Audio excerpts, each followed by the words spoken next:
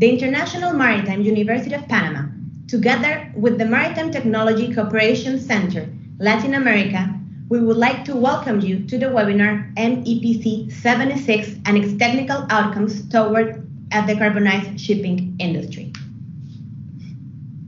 Sean bienvenidos todos al webinar MEPC 76 y sus resultados técnicos hacia un transporte marítimo decarbonizado.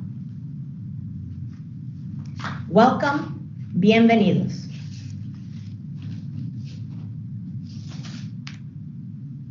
Now we're going to present the agenda of the webinar for your reference. Ahora presentaremos la agenda del webinar para su referencia.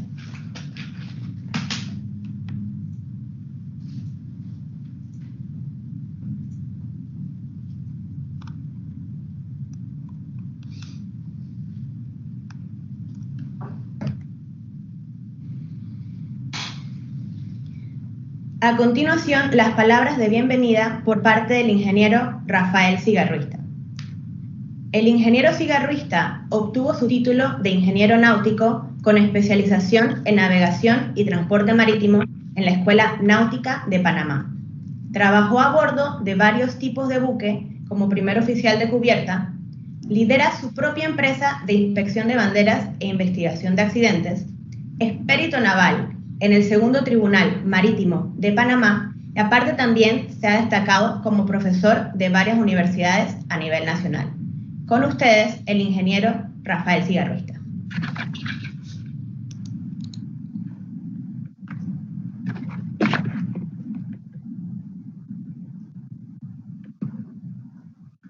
Buenos días, ¿me escuchan?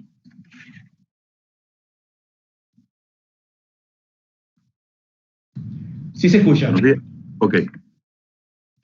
La cámara, estoy tratando de encenderla.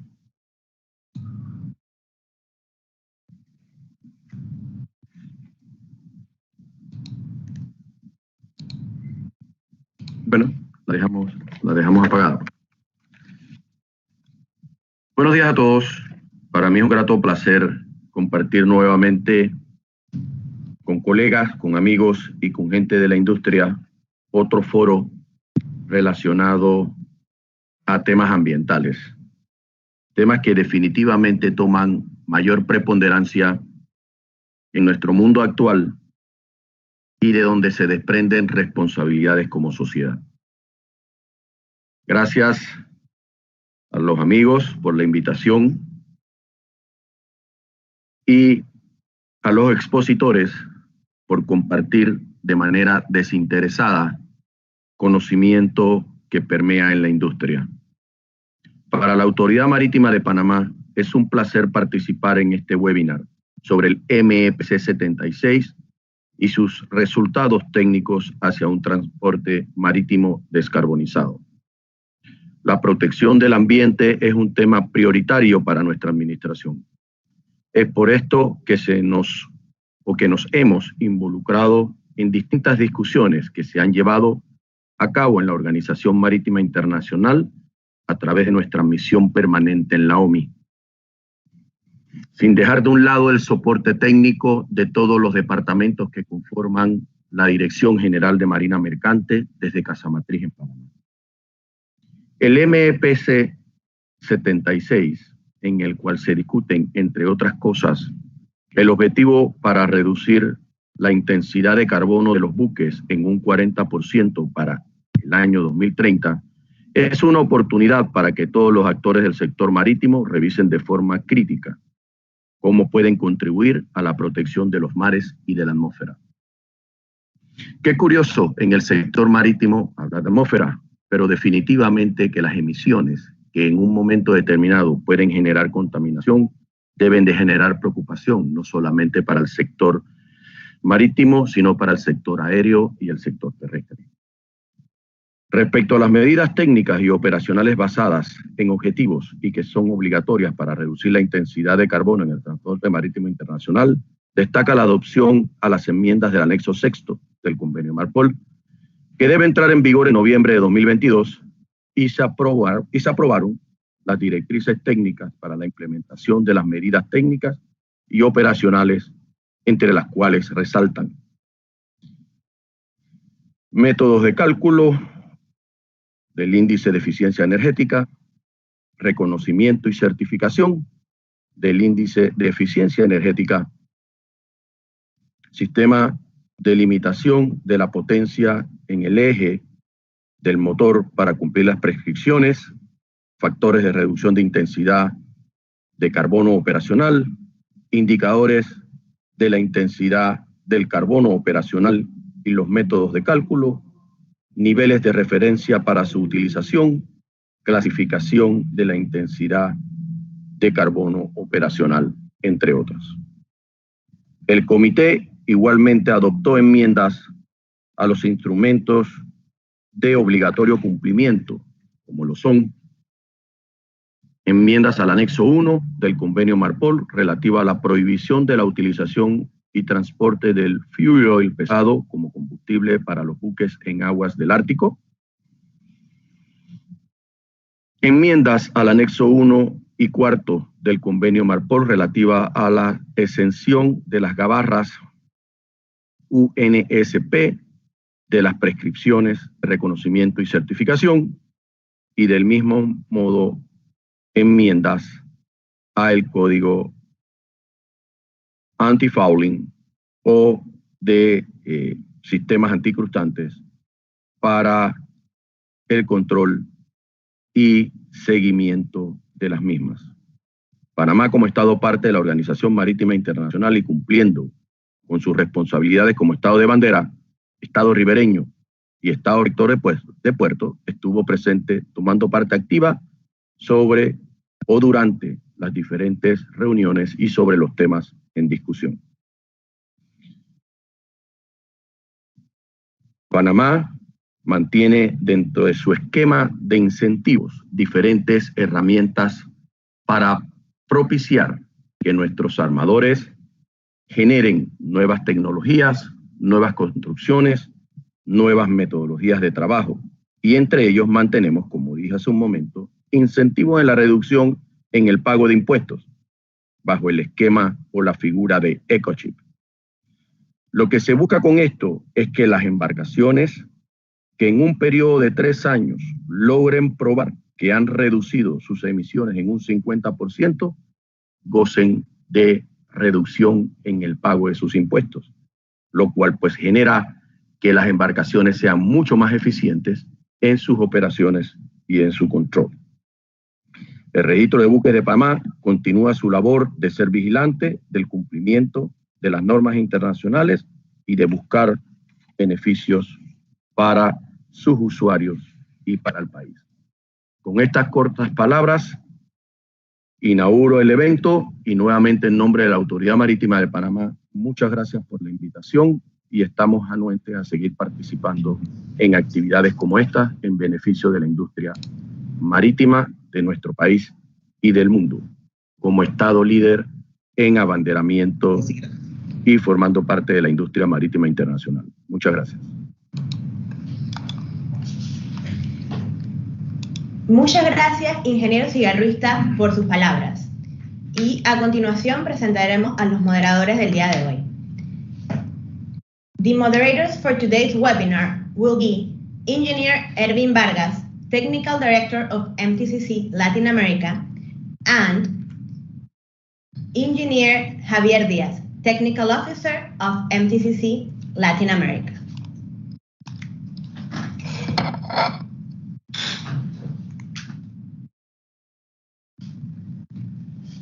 Good morning. Thank you, Adriana. After the great opening words by Engineer Rafael Cigarruista, we are ready to start our today's webinar. Our first speaker, with over 23 years in maritime expertise both at sea and shore, is the US and Canada account team manager at Lloyd's Register. He was in charge of the Department of Regulatory and External Affairs for Lloyd's Register in the Americas. He was previously worked as Service Delivery Manager for Central and South America region, leading the operational team and fosters industry and customer relationships in the Central and South America region. Leading the regulatory and external affairs of Lloyd's Register across the Americas, he provided support to service delivery team, service delivery support, and account management team, while also acting as main contact within the U.S. Coast Guard and Transport Canada and other flag states in the Americas and industry stakeholders. He is a senior surveyor, senior auditor, training, and champion for several projects within Lloyd's Register. He graduated from the Escuela Náutica de Panamá and began his seafaring career as deck cadet, working his way up to chief officer on cargo ships. He received his master's degrees on Panama Canal Studies and International Maritime Industry. Also, he has worked as a flag state inspector of Malta and worked as a marine surveyor and auditor for Lloyd's Register, New Orleans, USA. Also, is an authorized trainer for Lloyd's Register and has conducted multiple internal and external training engagements. He is a fellow of the Nautical Institute and active supporter of the maritime industry in Panama. We welcome and give the floor now to Engineer Edilberto Peralta with the topic CII Carbon Intensity Indicator and Technical Aspects. Well, thank you, Javier, for those words. Yeah, it's a pleasure for me to be here again and share with you some of the new topics that the MEPC 76 approved last June. So specifically, we're going to talk about the CII carbon intensity indicator. So let's start with the presentation. I assume everybody is listening okay, so I'll proceed. Yeah. So what is this topic, carbon intensity? Is really related to decarbonization. As you know, IMO has set the targets that were mentioned by Rafael in the previous introduction words. The idea is to reduce the carbon intensity and bring down the number of greenhouse gases. So there are short-term measures, being carbon intensity or the CII one of them. So my colleagues will spend about the other topics, EXI, EEDI, and SEM. This is specifically about carbon intensity and what this is all about. So, as mentioned, the IMO is a regulatory body setting the greenhouse gas reduction strategy based from 2018. And the idea is to reduce the carbon intensity by 40%. That's a goal for 2030, and there is another goal also for 2050. Meantime, we are focused on how we're going to achieve that target of 40% down by 2030. When we talk about 2030, that means we take the reference of 2008 levels. So we use the levels measured on 2008 regarding the carbon intensity. So at the end, the main target of this is to move the industry to new technologies. Of course, we will keep using the fossil fuels until there are technology available or what we call low or zero carbon fuels. When we're talking about zero carbon fuels, we're talking about ships using hydrogen or ammonia, as a way to as a marine fuel for the voyages. So it's a whole new technology. Talking about zero carbon fuel ships is, it's changing completely the market. So the main idea is using fuels that have no carbon footprint. But the challenge right now is to build up that infrastructure around the world to get a world-scale ammonia production plant, for example, to make enough ammonia or hydrogen for the entire fleet, which is quite a challenge globally. So going back to carbon intensity, the idea is to bring more work or more cargo using less fuel, or using fuel without no fossil fuels at all. So main topic is the main target is to have the ships designed to be technically efficient. That means EXI, EDI. This is what we call the ticket to the game. But once you get your ship designed properly, you need to make sure you operate your ships efficiently. And this is where carbon intensity reduction came into the picture. So the application of this requirement is a little bit different from EXI. It applies to the same ship types. However, the application is for ships about 5,000 gross tonnage. So this is going to be the different on application compared with the EXI. So there are compliance options depending on the carbon intensity ratings. There are also correction factors to be used on the calculations. The survey and certification part is also being to be implemented from 2023.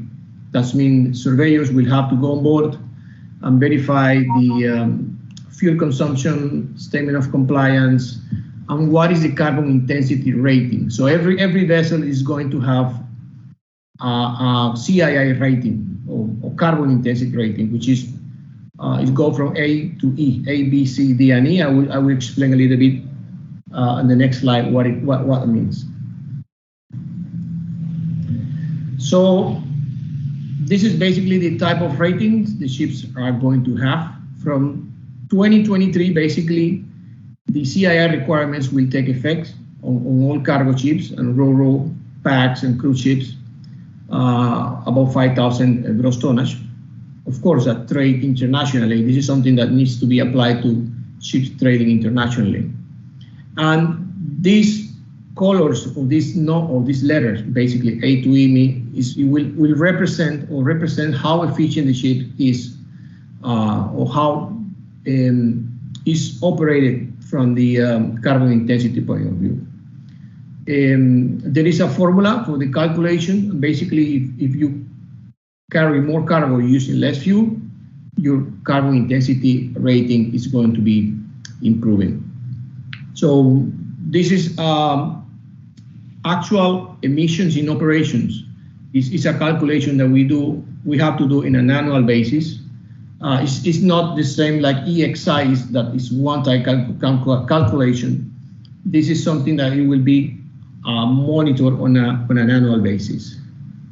So to give you an example, this is how the calculation report looks. There will be some data about the ship, some information about the information used for the calculation, ship's name, speed, total CO2, what is the required CII, and what's the attained CII. If similar to EXI, if you have to have your values below the required CII set by the IMO in order to get a good rating. So you want to have your ship between this green and this yellow section here. If your ship is above this curve, that means you will need to take some action plans depending on the level of rating that you get. So this is kind of a timeline. Before 2023, before January 2023, basically all ships above 5,000 gross tonnage need to have an approved enhanced SEM. So that SEM will include the implementation on how to achieve those carbon intensity targets, the yearly calculation that is basically based on the IMO data collection system set by the IMO some years ago. And then ship will be given that rating from A to E that we saw in the previous slides. So if you, for example, if your vessel get a rating of D for 3 consecutive years, then you need to take a correction action plans in order to improve the numbers. But if your vessel get a rating on E just for a single year, then you also have to take a correction action plan. So the idea is to those ships that are not efficient, that are not or having a bad rating, or they go out of the market, or they take some action to improve the rating. So as a summary, what we want, or what the IMO wants, and the whole industry is basically to have chips that are technically efficient chips from design. Okay, that's why we have EEDI and EXI. But from the carbon intensity reduction, which is the topic we mentioned, those ships that are efficiently and technically designed, the operators and the managers should operate them efficiently in order to keep a good rating. So it's like when you go into a store to buy a fridge or to buy any appliance, you see they have some different coloring on how efficient they are. Similar is going to be with the chips. So charters, terminals, stakeholders will have, or we want to work with chips that are rating A, B, or C. Okay. So this is where the targets we want to be. Having the chips on this section is going to help the target of the IMO to bring that carbon intensity to 40% by 40% down on 2030, and also to support the greenhouse gas strategy set by the IMO. So how we can help, or how the different class societies are getting involved, basically from EXI, from CII, we get involved from the calculation process all the way to the survey and issuance of the certificate, statement of compliance for carbon intensity, and the delivering a report showing that the ship rating is in compliance with the IMO, or if it's not in compliance, then an action plan needs to be approved. So this is a quick summary of what is the CII, or carbon intensity. It's all linked with the other topics that my colleagues will present in a few minutes. So you will see the relationship between carbon intensity reduction, EXI, and SEMP, and how they interact each other basically from November 2022 and 23, when all these requirements will enter into force. With that being said, well, that's my last slide. So want to thank you for the opportunity to share. If there are any questions or any topic you want to discuss further, we can do it. I don't know if now or we're doing at the end of the webinar.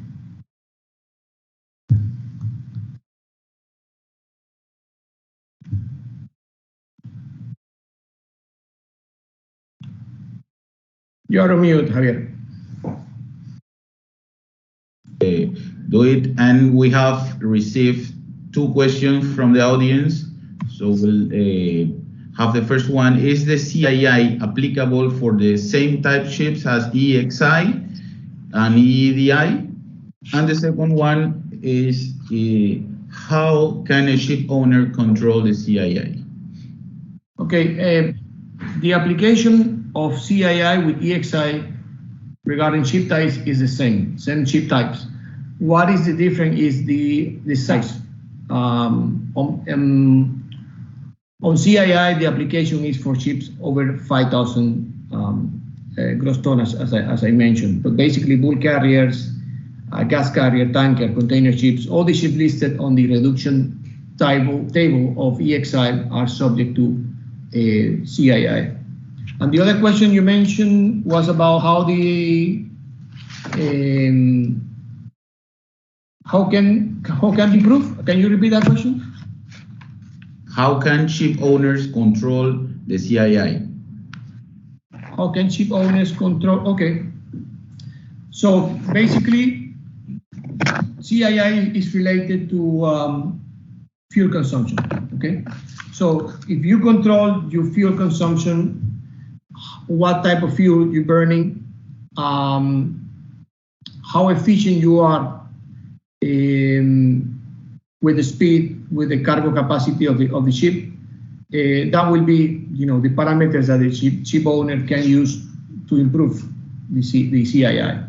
So they got the tools available to hand. They need to make sure they run an efficient ship, carry more cargo using less fuel, or using alternative fuels to avoid, the carbon footprint on their emissions.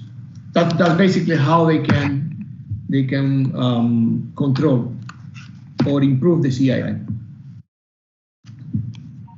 Okay, thank you, Engineer Alberto Peralta, once again for the great presentation, the first presentation of today's webinar. And with this, we close the session for Q&A for the first presentation, and we would like now to present you a certificate of recognition for your great participation, Engineer Alberto Peralta, as always one of our main supporters at the MTCC Latin America. On behalf of all the International Maritime University of Panama and the MTCC Latin America, we present the certificate as a token of appreciation for your great presentation today. Thank you. Thank you so much.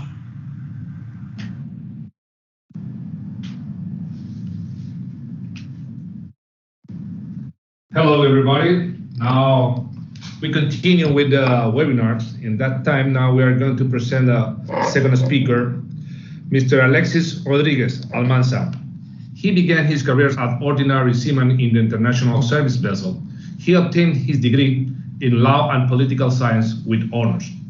Also, he held an MBA in INCAE Business School and a postgraduate in maritime energy from the World Maritime University in Malmö, Sweden. In the public sector, he has a head of compliance and enforcement department in the Panama Maritime Authority. And also, he was the former director on the International Affairs Office from the National Environmental Authority. He was a professor in international law and international convention on maritime issues, pollution, sustainability, and climate change, and was part of the Panama team that passed without non-conformity that IMO audit to Panama in 2008. Currently, he works as an environmental protection specialist at the Panama Canal Authority, seeking to strengthen the organization's environmental policies to promote the Panama Canal route as a green route at the international maritime trade. Now with us, Mr. Alexis Almanza, to present the topic, the green routes to reduce the CO2 emission and accelerate the decarbonization process. Hello, Mr. Alexis. We are here, just a minute. Mr. Alexis are waiting for participation. I think he has some issues, just coming in a few minutes.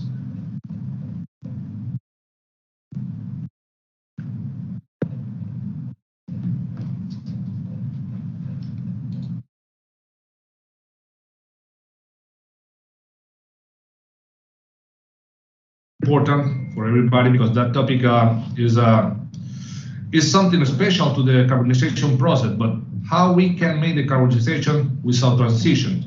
And MEPC 76, we discussed a lot of topics, and for our region, Latin American region, this topic is so relevant because many people have to know how we comply or how the shipping company complies with all the new regulation to prevent the emissions from the ships, to reduce the greenhouse emission.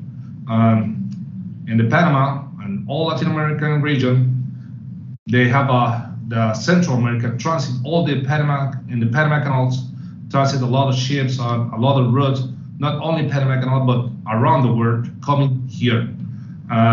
We want to discuss and to tell to everybody how we are going to the transition to the carbonization process. For us, we are waiting for Mr. Alexis. In some few seconds, he is going to meet with us.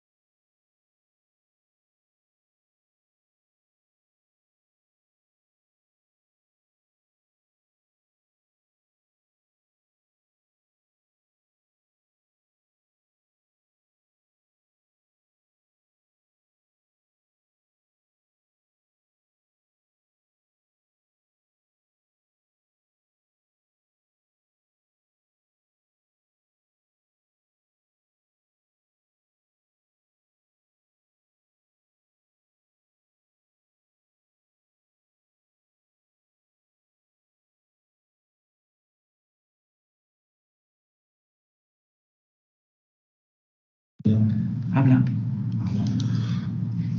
Okay, continue. We are now some technical issues with Mr. Alexis. Now he's coming because he have some issues in his office, but now he's controlled. He's coming back in some few minutes. Now we are going to tell about the MEPC 76, about some of our important relation about this topic. We have many discussed when the MEPC 76 was the meeting in 2021 in July, but the meeting initial strategic ambition that have a combined technical and operational measure is all together, but referent as to short-term carbon intensity measure are in the line with the ambition of the national IMO strategy for the greenhouse gas emission, which aim to reduce the carbon intensity of the international shipping by 14% by 2030, compared to the 28. That's the initial strategy set up the short, mid, and long-term measurement. The measurement just adopted to fall on the short-term measures, but in the continue, we are discussed for who are the common discusses, because have a number of submission on how to progress the next stage of the IMO works to cut the greenhouse emission from the ship, leading to the initial strategy in 2023. Yeah, this is the adopted the work plan. For that reason, this is important to all the audience have to know how the shipping industry are now in the time of the transition to descarbonization. This is important because everybody have to know, and also the seamen, the ports, all the maritime industry involved, that we call a maritime cluster. All the people are involved in that strategy to reduce the greenhouse emission from the ships. All are involved. And for us in the Panama Canal, and also all around the world, are interesting to know how we can make this transition. And for us in the MTCC Latin America, we want to discuss that kind of topic for everybody, to understand the reason and the most important thing of the new regulation has the amendment in the MARPOL, in the annexes of the MARPOL. We will continue to present some of information to everybody about the next topics, because just only for your reference, the next presentation coming from the naval architect Michalis Agapiu, after Alexis Rodriguez start, and coming another topic about the SEM, how the CAI has implemented with the SEM. What is the SEM? It's the Ship Energy Efficiency Management Plan, and Mr. Agapiu have to discuss in that kind of topic. And after that, coming Mr. Captain Antonio Prestigiacomo from the DMV to present the topic of EEXI, is an energy efficiency existing ship indicator. Well, we have to speak about that, and we compare with the CII how are involved in that part for the existing ship, for the new ship, and how they classify the ships. For us, there's many topics we can discuss, but just only have 3 hours to present that webinar. In the future, we are continuing process, not only make the webinar, we want to make also project together with all the stakeholders, combined authorities, or part involved on that kind of strategy of IMO to present that. I think we will back in some seconds to Mr. Alexis Rodriguez.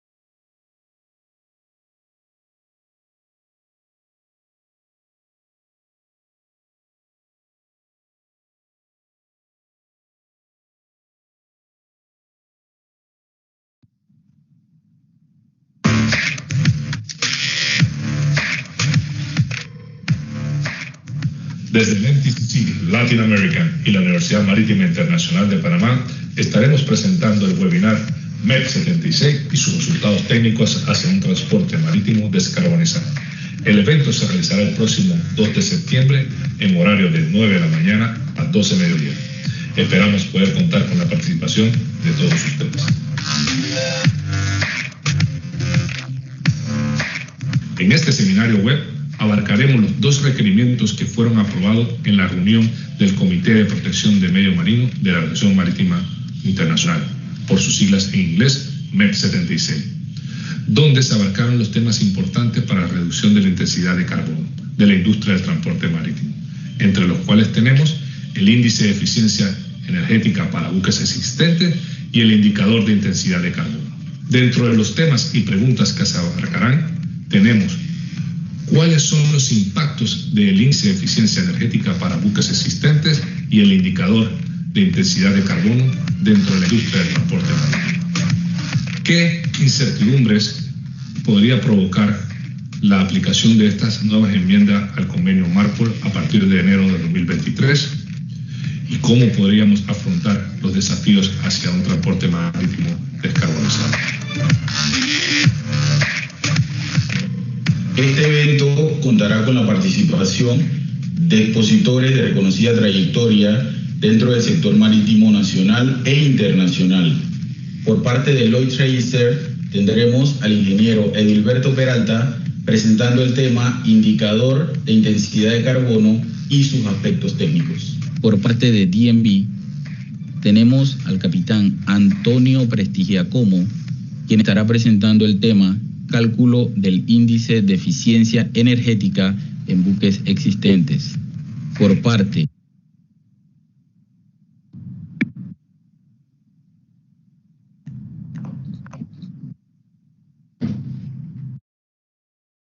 Okay, we will now proceed with our next speaker as we are trying to solve some technical issues with Mr. Alexis Rodriguez, and then he will take over the microphone. We will give the floor now to Naval Architect Michalis Agapiou from Cyprus. Michalis Agapiou is a naval architect and CEO of Synthesis Integrated Solutions, holder a bachelor degree in naval architecture. Mr. Agapiou has gained significant experience in the 13 years he has been professionally active within the shipping industry. Throughout his professional career, he has been engaged in various positions of naval architecture and marine technical consultancy services, marine surveying, and marine management system in auditing activities, and also in ship management activities, specifically a technical department. He's one of the co-founders and Chief Executive Officer of Synthesis Integrated Solution, which is a certified maritime technology startup company based in Cyprus. Synthesis, through its cloud-based software, is primarily engaged in ship fuel consumptions and GHG emissions monitoring, reporting, and verification activities for regulatory compliance. We talk about EU MRV, IMO DCS, EXI, CII, enhanced SEMP, as well as in near real-time monitoring and assessment of ships' operational performance for optimizations. We're glad to give the floor now to Naval Architect Michalis Agapiou with the topic Enhanced SEMP after MEPC 76. Welcome, Mr. Michalis. Good day to all. It is always a pleasure and a privilege to be participating in any activities of the MTCC Latin America. Thank you to the personnel of the MTCC Latin America for this opportunity and for this event, which is highly informative for anybody engaged in the maritime sector. My topic will be presenting for the enhanced SEMP and how actually the enforcement of the CII will take place with the upcoming enforcement of the regulations. So if possible, Javier, just confirm that my screen is appearing to you normally to make sure that I'm not proceeding without.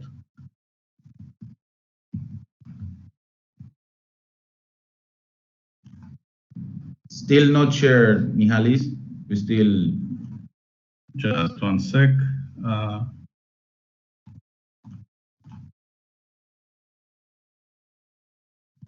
How about now?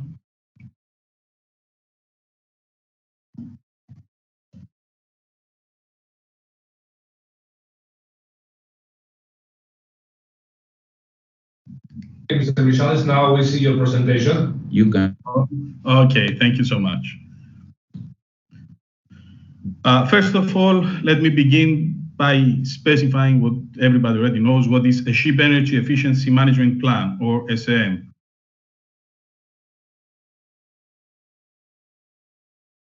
Consisting of strategies and procedures for monitoring and assessing a ship's fuel consumption and subsequent CO2 emissions against the transport work over a period of time. The aim is to improve the energy efficiency of the ship and subsequently reduce its environmental footprint in a cost-effective manner. In fact, the IMO studies show that the aggregated increased energy efficiency potential solely based on operational measures is highest than any or altogether of the technical measures, and of course, far more cost-effective. So let me begin by saying that where there is an obligation, in this case, there is also an opportunity for companies in complying and at the same time gaining added value for their ships and fleet. The SEM provides an approach for ship management companies to manage either a single ship or a fleet of ships efficiency over time, and it uses monitoring tools such as the Energy Efficiency Operational Indicator, which is calculated basically using ship's actual cargo quantity carried, or the Annual Efficiency Ratio, using the ship's deadweight as a cargo proxy. The energy efficiency of the ship is measured as an expression of CO2 emissions within a specific period of time, divided by the transport work, which is the distance sailed, multiplied by the cargo carried or deadweight over the same period of time. As initially introduced, all ships of 400 GT and above should be equipped with a Ship Energy Efficiency Management Plan. Now the SEM Part 1. The scope, as we mentioned, is to provide guidance on shipboard procedures and practices aimed at improving the energy efficiency and conservation. SEM can be part of the SMS of the company and subject of ISM audit, but does not need to be approved by the flag or RO. This was the case up to introduction of IMO DCS with the SEM Part 2. Recognized organization acting on behalf of the flag administration should check whether the SEM is ship-specific and based on the relevant resolution guidelines for development of SEM. This was the case, as I mentioned, up to the introduction of IMO DCS. However, this allowed a gap in the necessity of ship management companies to actually make use of the SEM on monitoring and reporting or assessing ship's performance and continuously improving it. With the introduction of the IMO DCS, the relevant regulation was modified to expand the SEM for ships over 5,000 GT by introducing the SEM Part 2, which has to be assessed and verified by independent verifiers acting on behalf of flag administration. This SEM Part 2 contains verified details on ship principal particulars, on fuel consumers on board, main engines, auxiliaries, boilers, etc., and of course, procedures and methodologies for the annual fuel data consumption, distance sailed, and hours underway collection and reporting for independent verification on an annual basis. Companies are now obliged to report on this annual basis and the data to be verified, actually forcing the use of SEM Part 2. Realizing, though, that a more ambitious greenhouse gas emissions reduction strategy is necessary, IMO has pushed ahead with new regulatory requirements, utilizing both technical through the EXI and operational through the CAI measures. One of these measures is the enhanced SEM. The enhanced SEM is actually a strengthening of the current SEM Parts 1 and 2 to to include mandatory content which will enable the facilitation, assessment, and continuous improvement of CII. As such, it must contain an implementation plan on how to achieve the ship-specific CII targets and, of course, making the results subject to approval. Verification and audit requirements for the SAM will only apply to ships above 5,000 GT subject to the CII requirements. Therefore, we can see through regulatory requirements development of the SAM that the SAM is indeed considered by the IMO as the tool for operational energy efficiency assessment and optimization. The specific requirements for the enhanced SAM are reflected in MEPC Annex 1, amendments to the Annex of the protocol in Regulation 26. The two first paragraphs actually describe the current condition with the SAM. Paragraph 1 mentions SAM Part 1, and paragraph 2 actually refers to SAM Part 2 and the necessity to annually monitor, report, and have independently verified the fuel consumption of the ships. In the third paragraph, it specified that in the case of a ship of 5,000 gross tonnage and above, which falls into one of the categories of the regulation, it must, on or before the 1st of January 2023, update the SAM to include, first of all, a description of the methodology that will be used to calculate the ship's attained annual operational CI required by Regulation 28 of the regulation, and the processes that will be used to report this value to the ship's administration. There are specific guidelines on how this is calculated, but more or less, actually the CI is calculated first through the CII required value, which is a calculation based on the type and capacity of a vessel, and is checked against the attained CII, which is actually the CII required reduced by a reduction factor which changes every year. The second part to be included is the required annual operational CII, or the attained CII, as specified in regulation 28 for the next 3 years. Already the IMO has established how this factor will be used for the years 2023, 24, 25, and 26. So it's ranging from 5% to 11%, an increase of 2% each year. But for the years after 2026, there will be a further discussion and decision by IMO after evaluating the results of the first years of implementation. So the calculation that has to be inserted inside the enhanced SAM for the operational CII has to cover 3 years, 3 consecutive years each time. The next requirement is to include an implementation plan which has to document, to specify, how the required annual operational CII will be achieved during the next 3 years. So especially in the cases of ships that comply, these of course will specify the operational measures taken. For ships that have had some issues in meeting the requirements, and we will see the ratings further on, they have to specify which measures they will take in order to achieve the necessary compliance. Last, a procedure for self-evaluation is required, also pressing things towards continuous improvement. For a ship that will be rated as category D for 3 consecutive years or rated as C for 1 year, the SAM shall be reviewed in accordance with the regulation, and it has to include a plan of corrective actions in order to be able to achieve the required annual operational CII. These actions actually will range from some operational measures or even some stricter measures, but most common we anticipated to affect by making use of engine power limitation. Otherwise, other technical measures have to be employed, for example, new technologies like wind-assisted propulsion, etc. DCM now, in such cases, shall be subject to verification and company audits, taking into account the guidelines to be adopted by the organization. The CII and the enhanced SEM form part of a combined approach for short-based measures introduced by the IMO. The second part, the technical measures, is actually the EXI.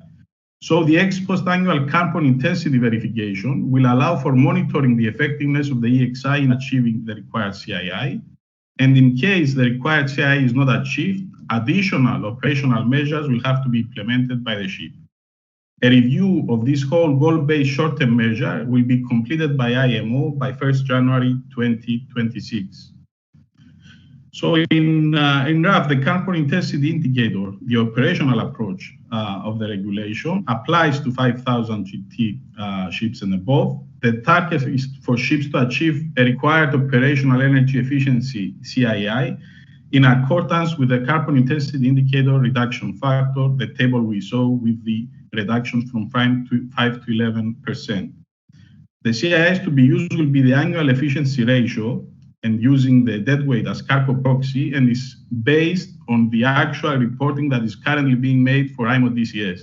So actually, companies will continue to measure same things that they are using for IMO DCS, and these data will be utilized to, in the end, calculate the CII.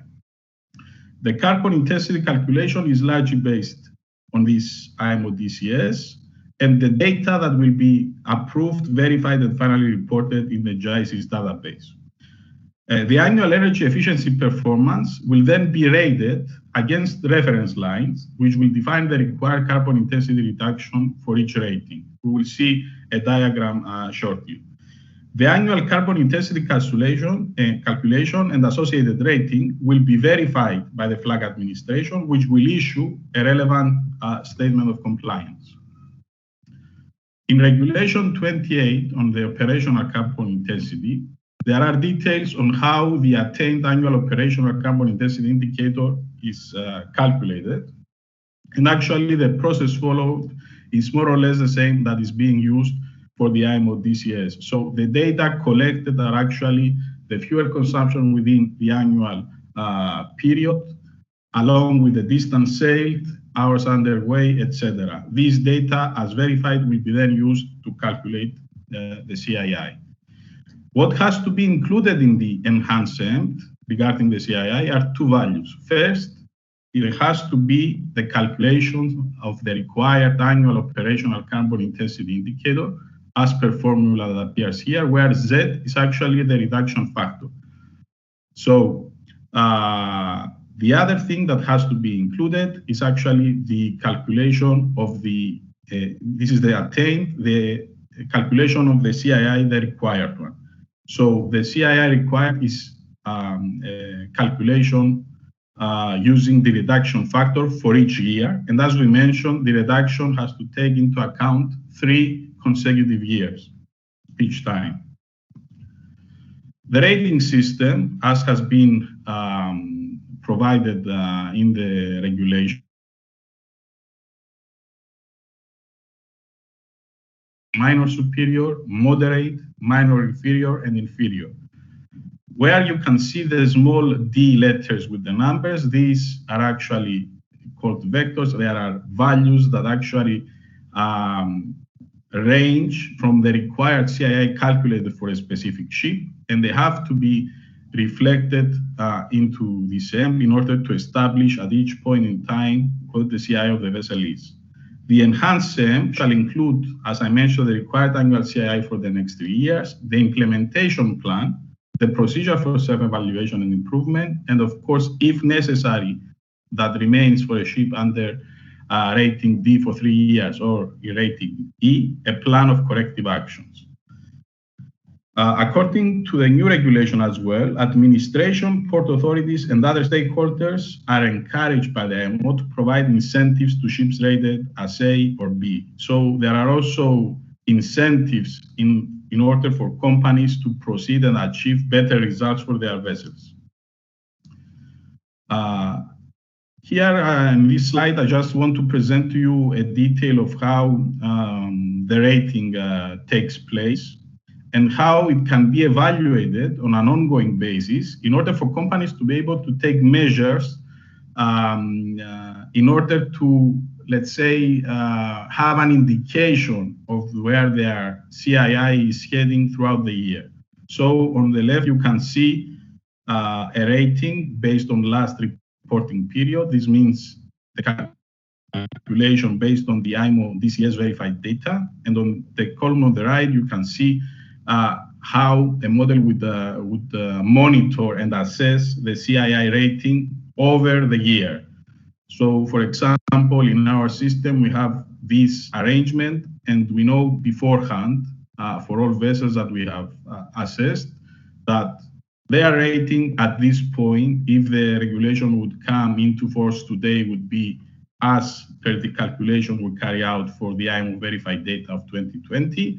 And on the next slide, on the next side, we can see actually the vessels that report to us what is their current performance if projected by the end of the year, in order to know ahead if they have to take some measures to achieve a better rating by the end of the year.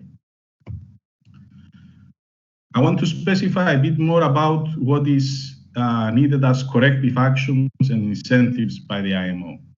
So the important thing is that in the case that the ship is rated for 3 consecutive years as D or 1 year as E, this plan of corrective actions have to be developed, included, and approved within the enhanced CM. So the CM shall be reviewed to include this plan of corrective actions, taking into account the guidelines of the organization. The revised CM shall be submitted to the administration or the organizations that are duly authorized by it for the verification, preferably together with, but in no case later than 1 month after reporting the attained annual operational CII according to the regulation. A ship that has been rated D or E shall duly undertake the planned corrective actions in accordance with the revised CM. This means that in case a vessel is inspected by post-take control, it is possible to be requested to present the enhanced CM and the results for the calculation, the required CII for the 3 years, plus the attained CII, plus the corrective actions and how those are implemented. So companies are forced to comply in order to avoid any issues. What is next according to IMO? By 1st of January 2026, the effectiveness of the regulation in reducing the carbon intensity of international shipping will be assessed. The need for reinforced corrective actions or other means of remedy, including possible additional EEXI requirements, will be assessed. The need for enhancement of the enforcement mechanism and the need for enhancement of the data collection system will also be assessed. And of course, there will be a revision of the Z factor and definition of the new factors for the years from 2026. I want to close the presentation by giving an overview of how companies could better manage the enhanced CM and the overall regulatory compliance process, not only to achieve compliance, but in order to achieve performance optimization, save on fuel, save on reputation, and save on environmental impact.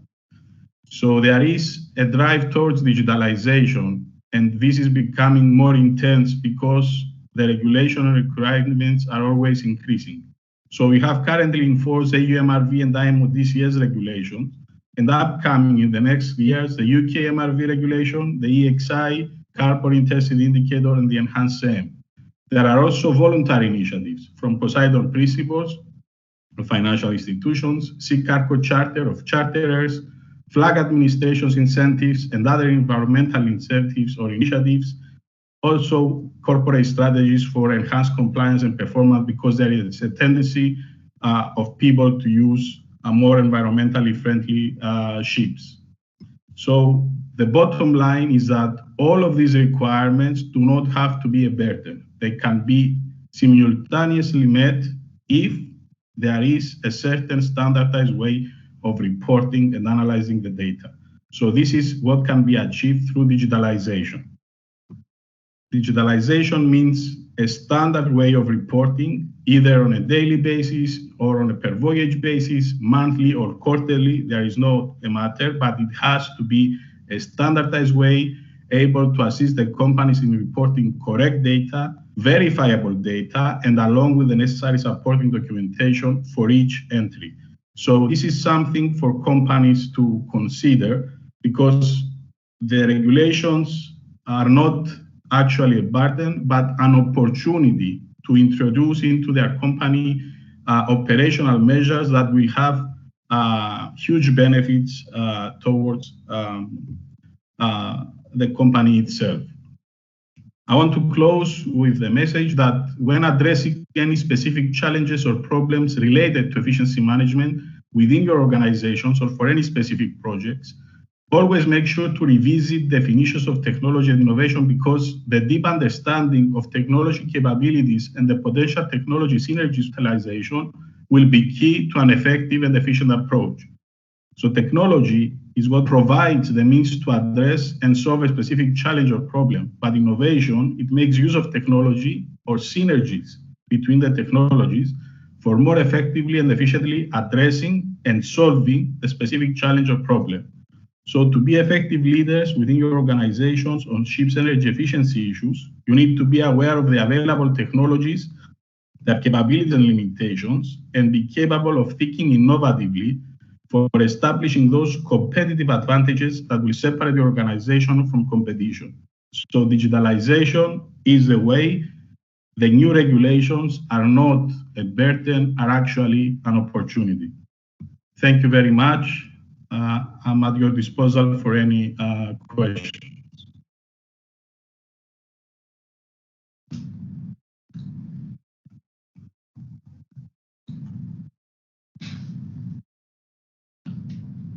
Thank you very much, Mihalis, for your great presentation.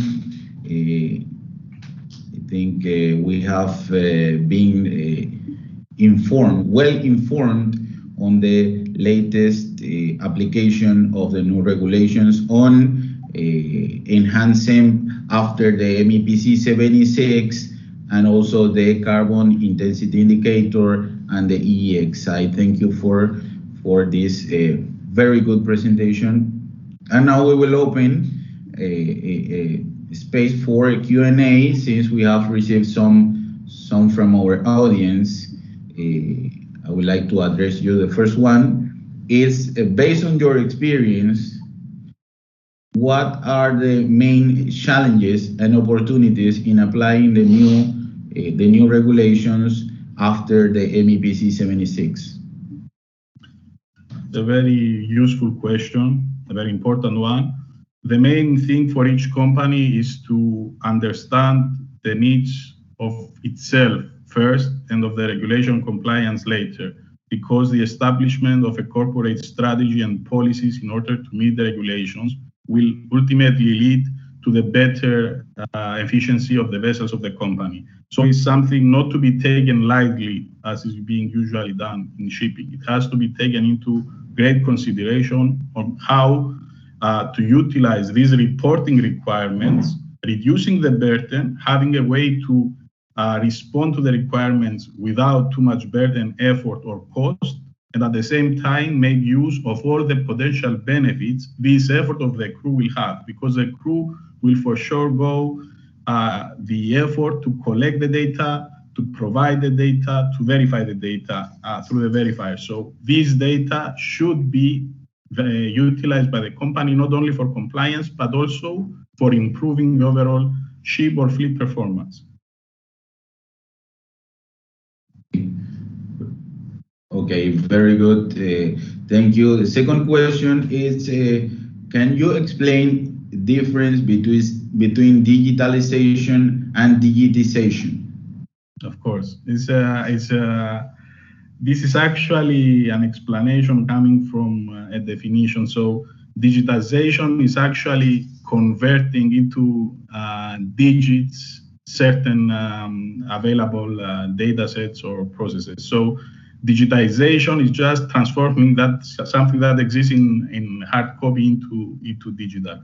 Digitalization, on the other hand, is a whole different things. Digitalization means to convert whole procedures into managing the overall processes. So in the case of the regulations, the data monitoring, collection, continuous analysis, calculations, everything are optimized. In digitization, we just would convert the standard reporting into an electronic one. Digitalization goes far beyond. Okay, thank you. And last question is your advice in terms of education and training. What are the digital components to improve the skills of a person in this era of digital shipping industry?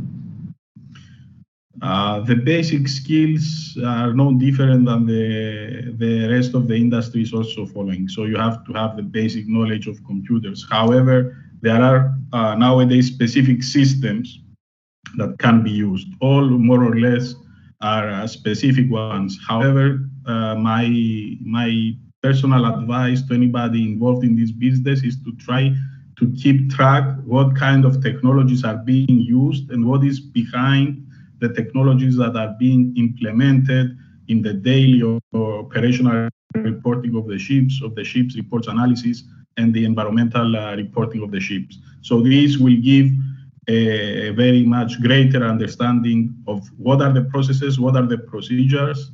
From that point on, is simply knowing the standard functions of computers to utilize any tool that is available in the market. Excellent, excellent. Thank you very much, Mihalis, for your great presentation. As we have completed the session of question and answer for this presentation, we would like to present you as a token of appreciation and for your remarkable presentation, this certificate of recognition on behalf of the International Maritime University of Panama and the Maritime Technology Cooperación Center for Latin America. Thank you very much for your great support to the university as well as the MTCC Latin America. Thank you very much, and keep on the good work there in MTCC Latin America. Thank you. Thank you very much. Only for general reference, naval architect Michalis Agapiou has been one of also the active supporters of the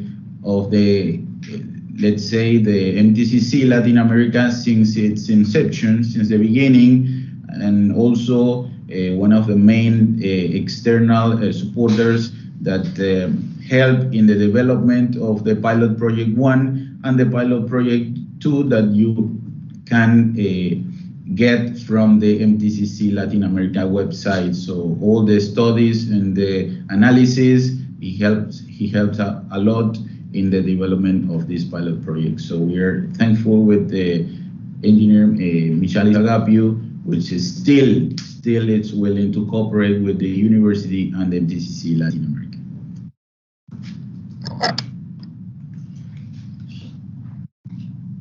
Hello, everybody, again. Now we're continuing with the presentation for the third speaker. We're going now to present Mr. Alexis Rodriguez. Now he's coming together with us in the meeting. Now we start make a short view of Mr. Alexis. He began his career as an ordinary seaman in an international service vessel. He obtained his degree in law and political science with great honors. He held a master in maritime law, maritime business administration, and ports. He also have an MBA from INCAE Business School and a postgraduate in maritime energy from the World Maritime University in Malmö, Sweden. In the public sector, he was a head of compliance and environmental department at the Panama Maritime Authority and was the former director of the International Affairs from the National Environmental Authority. He was a professor of the international law and international convention on maritime issues, pollution, sustainability, and climate change, and was the part of the Panama team that was passed without not conformity by the IMO audit in Panama in 2008. Currently, he works as an environmental protection specialist at the Panama Canal Authority, seeking to strengthen the organization's environmental policies to promote the Panama Canal routes as the green routes of the environmental international maritime trade. Now, with you, we present our friend Alexis Rodriguez with the topic, the green routes to reduce the CO2 emission and accelerate the decarbonization process. Hello, Mr. Alexis. Good morning to everyone. Sorry for, well, actually for the delay. Was quite difficult, but this happened when this live event. So also thank you for the MTCC at the university. I think this is really important to everyone to keep updated. This is a series of different workshops that we began a few months ago in the same line to keep update everyone about the negotiations, the process that we are dealing outside in different organizations about what is the future about carbon neutral, descarbonization, and an update about the MEPC 76. As you know, this is a quite complicated negotiations and dialogues because of the pandemic. And being in this side, you know, teams or these technologies is quite difficult to really understand what we need to look forward. But we are making something interesting. So I will present a little bit what is happening now in the negotiations. Also, what we need, for example, as a country, with all the support of the stakeholders to look forward how we can keep going in this negotiation. Erwin, is the presentation is good?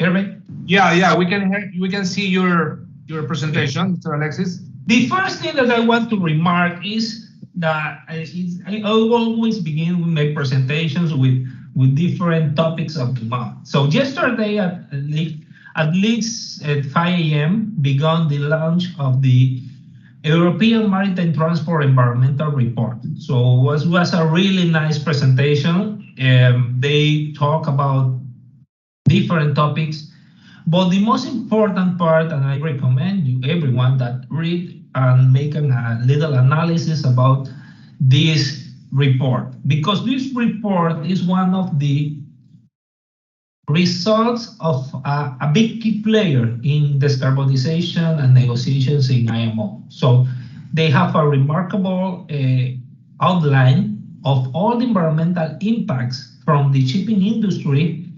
As you know, now we are talking about emissions, new technologies, and environmental from the descarbonization perspective. However, we need to see all the regulations, all these aspects in a big way, in a big ball that we need to analyze. For example, how are going the other regulations such as ballast water, such as fuel compliance, IMO 2020. And in that way, I want to remark something that in Panama was a good example of how we can do things. For example, the IMO 2020 regulation, when we implement that in November 19 to 2019, was a good experience because we share with everyone and we work together to implement this regulation. So I hope that these kind of examples will be replied for the future, that we involve everyone. So this is a good document, read it. I make a benchmark yesterday in the morning. It was really nice. I see a lot of things that we are doing that I have in my mind. So this is a good reference paper to analyze and to take something like a good analysis. As I began all my presentations I said, when you are talking about transport, maritime transport, you need to focus or understand that we have different organizations around the world. That we don't have only one organization. We have, for example, a maritime organization, we have United Nations Climate Change Convention organization, we have the UNTAC, the Transport and Development, Oceans, and other organizations that are involved in different of these concepts. So that is the first recommendation that I give you. When you make an analysis, or an economic assessment or a technical assessment, we need to see the big picture, because it's not only technical. When we are talking about descarbonization, it's more than technical, but we can talk about technical issues. So, and we will talk during this presentation, but my advice is always to see all, because, for example, ports and canals are not included in the Annex 6 of Part 1, but there is a resolution that motivates and suggests ports that make the development to achieve the clean vessels. And that is the future. The ports, canals, and all the logistics sector will need to be aligned with the same technologies of the vessels, because at the end, they need to mix and make the same, going on the same way. Because if you have a clean vessel and you don't have a clean infrastructure, you will not be allowed to give that service. And so in that way, we need to understand that it's really important to see what happens in different organizations. That is my maybe 12 years negotiation experience that I could share to you. The other part that I want to address is that it's really important to understand the framework. And when I say the framework is, I'm sorry for the size, but I want that everyone see the big picture. Because sometimes we limit, and that is happening, that is for humans, that we limit in some periods. But we need to go ahead and see all the history of the regulation, why they are implemented, and you will understand the present and the future. And that is another advice that I could tell you. That is really important, and this is an update PDF of IMO that you can find on the web, or I could share the link, that they want to show why we have this kind of regulation at this stage, but what are the roadmap to the next regulation that our technical partners present today, that the CEI, Carbon Intensity Index, and the Energy Efficiency for Existing Ship Index. So that is really important. Understand why, how they burn, what are the programs, what are the regulations, the change between the rules. This is something important. In addition, what we need to learn is that our vessels around the world, they could be applied different regulations depending on the time they are on the shipyard. So that is something interesting, that to understand the big picture. So we can see, for example, different regulation from, I remember when was the approval of the EDI and SEP in IMO, was one of the parts that was adopted in boats. And you know that the IMO decisions are in consensus, or they try to be in consensus. That was a tough negotiation at that time. So this is really important to understand the framework, because now we can see, for example, for the future, why they changed the EDI phase 3 of if we want to see, for example, the vessels. I remember when that regulation entered in force, the vessels that was the new vessels think in future. And they say, okay, if we have a EDI phase 2, we should deliver that vessel compliant for 5-10 years in the future. And that is something, or someone criticized, for example, the EDI, that say that most of the vessels now, the new vessels, comply with that. After the regulation entered in force here in 2013. That is really important, because that are the key for example, the adoption of the EDI phase 3 and the other regulations that are entering in force. The same also is really important, because when entering in force, the same applies to all the vessels, not only the ones that are after the entry in force, but also to the previous vessel, because that is going with the IEA International Energy Efficiency Certificate, that is an obligatory certificate on board the vessel. So you could have no EDI number because it doesn't apply the rule, but you should have the same. And how that will be something interesting for the present and future, how the CEI and EXI will support or make that power of enforcement to the same. Because the same, as you know, is a plan that is, as they present our partners, is really interesting, because it's the management, is how we do it. And that is really interesting. But in the other part, it's interesting to understand different programs that are going forward to try to implement these rules. This is another tip. When you have a new regulation, you will have, for sure, a program for technical cooperation, for support to the states, and also mostly for the development states. And that is really interesting to understand, because as the maritime transport is global, we need to have the same rules worldwide. And that is the importance of technical cooperation. The next steps, I think that is really important to understand that, for example, we need as make big analysis in research and development around worldwide. How we can, for example, make more investment in this area in our countries will be a key player, because we need to understand what are the new technologies, the new fuels, the new trends that the vessels are applying. The reason it's important to read the reports, study them, and if we have the opportunity to make pilot projects about that, that is the only way to keep forward. And that a good example of that is the pandemic.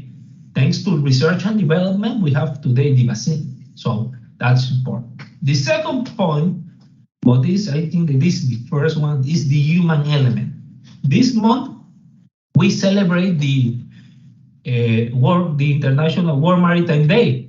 And the objective is seafarers as a key player around the world in safety, security, but important in maritime protection. And that is really, really important. Why? Because the environment, you could have the best technology by research and development, but if you don't have a human element that understands that technology, could apply, but in addition, have that culture, that will be complicated. And for the students that are now in the university, that is, you need to keep update. When you are going out from the university, you will see new regulations. You will see new equipment that maybe they change during the process. So keep update. That is my first recommendation. Digital transformation, that is the key, because most of the research and development and the mix with the human element should be reported, should be monitored, and should be analyzed by that data transformation. We will take out all the paperwork, we will take out all the delays and administrative boundaries, as we call in IMO, because of the digital transformation. And that is something that, for example, in our case, we make for the fuel compliance in the Panama Canal. We have the fuel compliance site, we have the fuel compliance email. We receive all the BDNs and the requests of fuel compliance through the BUMPA, that is a single window of Panama. And we have all the data of different certificates through the same portal that is the BUMPA. And that is an example of how we can make a digital transformation for compliance and implementation of this kind of rules. Fuels. Each day we will have a study that talks about the different fuels. And that is interesting to understand that in addition to have fuels, we need to have an infrastructure for that fuels and the capacity to give to that vessel that are changing their fuels that opportunity. And that the only way is to keep update and understand how they are moving, because all the fuels are moving for carbon neutral at the first stage and then to zero carbon. And that is on the resolution of the IMO for the strategy that should be revised, yes, in the next year. New technologies will be the key point. Now we are talking about carbon capture, about the emissions, about the CO2, about the SOx, the scrubbers. You will see more type of this equipment, but this is important to understand how they work.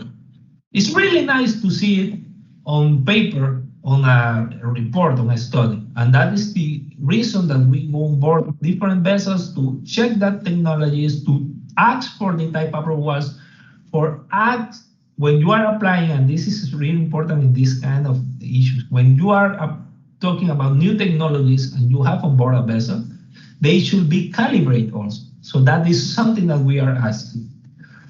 And for the next steps, as a country, we are trying to work in something that we call the NAPs.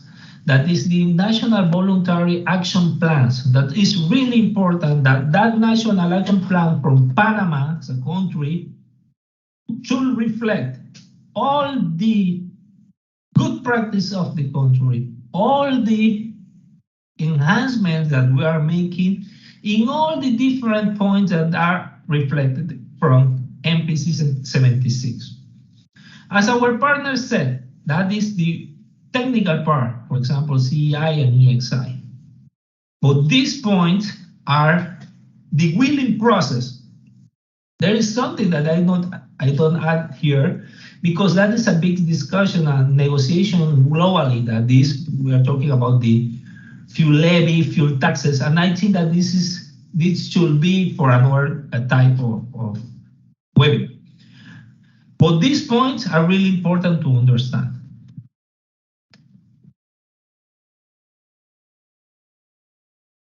When we are talking about national action plans, it's really important to understand to everyone that the Panama Canal take the decision to announce the transition to become carbon neutral by 2030. That is a big commitment when we are talking about different measures, because when we are talking about carbon neutral, the first thing is that we are putting in the same level of the global organizations related to the maritime transport, taking into account that we will give value added to our customers that transit through the canal, and also making the steps to going forward to change and have a cleaner operations. But when we are talking about carbon neutral, it's important to understand that it's giving more efficiency, giving more reductions, and then offsetting our emissions by or before 2030. So this is a big step that should be reflected in international organizations, and how Panama are taking the lead of these things, such as European or Asian companies that are making this kind of advance. Also, in addition, Panama is a neutral country in carbon. We call carbon positive because of the conservation of our forests. So these are things that we need to promote in that national action plans. As we continue with our strategy, planning or including all the concepts that are going to for MPC, analyzing and taking into account all the information for our customers. Remember that we receive more than 12,000 vessels, so we need to understand and realize that they have different technologies, different fuels, and different characteristics and operational measures. So we will continue in that sense, giving that support to the global industry and giving that global effort to reduce emissions, not only from our customers, but also from our operations, comply with the environmental commitment of a sustainable management of the canal watershed. Given that opportunity to all the world to continue that global requirements that we don't only have for IMO. We have a global commitment from the Paris Agreement to maintain 1.5 limits that are the global objective. Giving more regulation, looking forward for a clean air, also for the sustainable development goals, looking for more air quality, reducing the GHG emissions, and a process of descarbonization. And we continue with our best practice that should be reflected in that national action plan, and that we continue presenting to all the different organizations, and how we can give that capacity building and good experience of how a country like Panama are putting their efforts to comply to the objective. You know why? Because I see, and you can see in the report that I present, that there are more and more options that the Northern Sea Route opens because of the sea levels of the ice that is not more in the Arctic. So we need to continue to protect not only the environment, but also the oceans, that is really important for our biodiversity. With that, I want to end as a big review of if you want to see, for example, what we are talking about is not a regulation, but we are talking about all the next steps that are included in the strategy. But the most important part is not about a document, it's not about a resolution that approves that, or an Annex 6 report. Is how we can do it, and how we'll apply that rules, how we understand the type of vessels, how the customers and the vessels are taking these technologies. This is really important to understand that the regulations is one of the steps of what we need to understand. And behind me, I want to, this background is a very new vessel, more than 50,000 TEUs that transit through the canal with the scrubbers, with a ballast water treatment system, with all the measurements and monitoring, digitalizing that they have on board. And that is a good example. For example, when we go on board, we check and we learn from our vessels also how they are keeping update using all the concepts, fuels, technologies, digital transformation. But the most important part and the reason to be here, the human element. Thank you.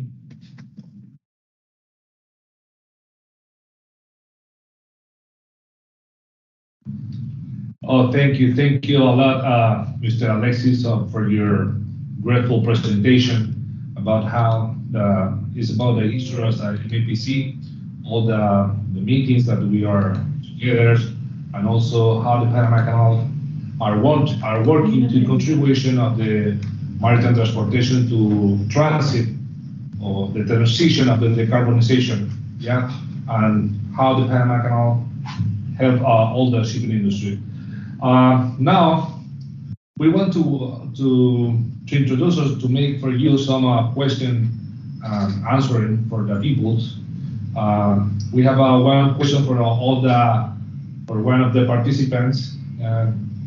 The question is, what is the impact of the pandemic and the economic crisis that generate a global trade and the compromise for the Panama Canal Authority contribute to the carbon neutral in 2030?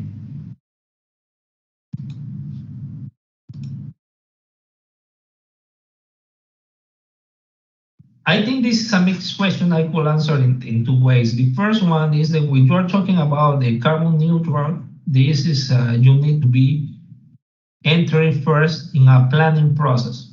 This is the best part of everything. You need to plan.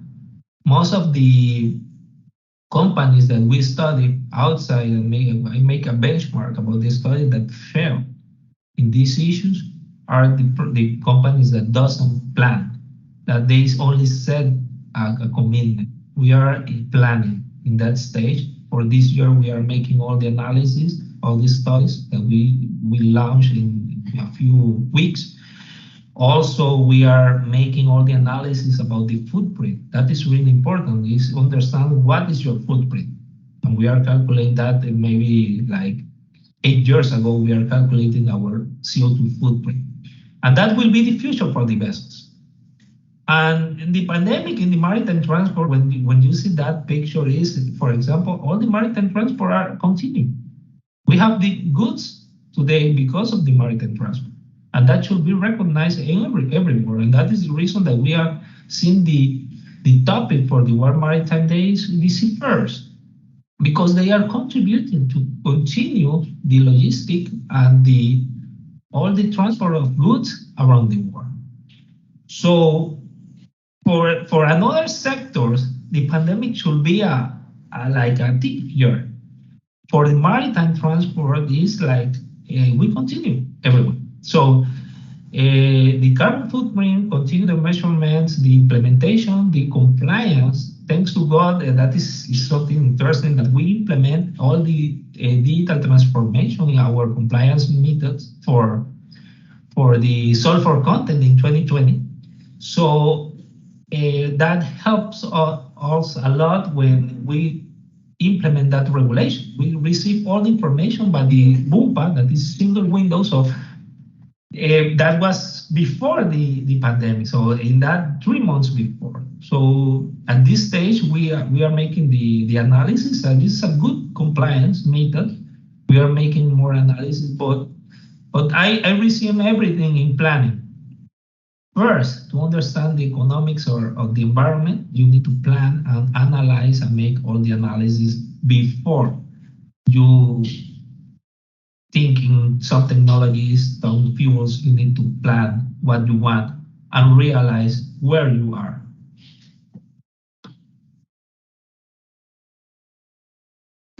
Okay, Mr. Alexis, very nice answer for the question generated by the participants. We have many questions now for the participant here. One of you mentioned in your presentation, you're talking about the National Action Plan to address the greenhouse gas emission from ships. You can talk to us. We can contribute by the Panama Canal Authority and all the part involvement to bring to Panama come to carbon neutrals. We can make a national policy or green policy to implement it in the Panama region, in the Panama country, and also we can suggest to the whole region to implement the same national policy for greener and safety environmental work. Please.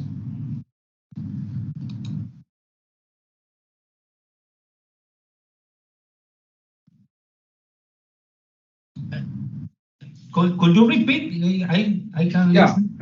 According with MEPC, the 75, we mentioned about the assumption of the National Action Plan to address the greenhouse gas emission from ships.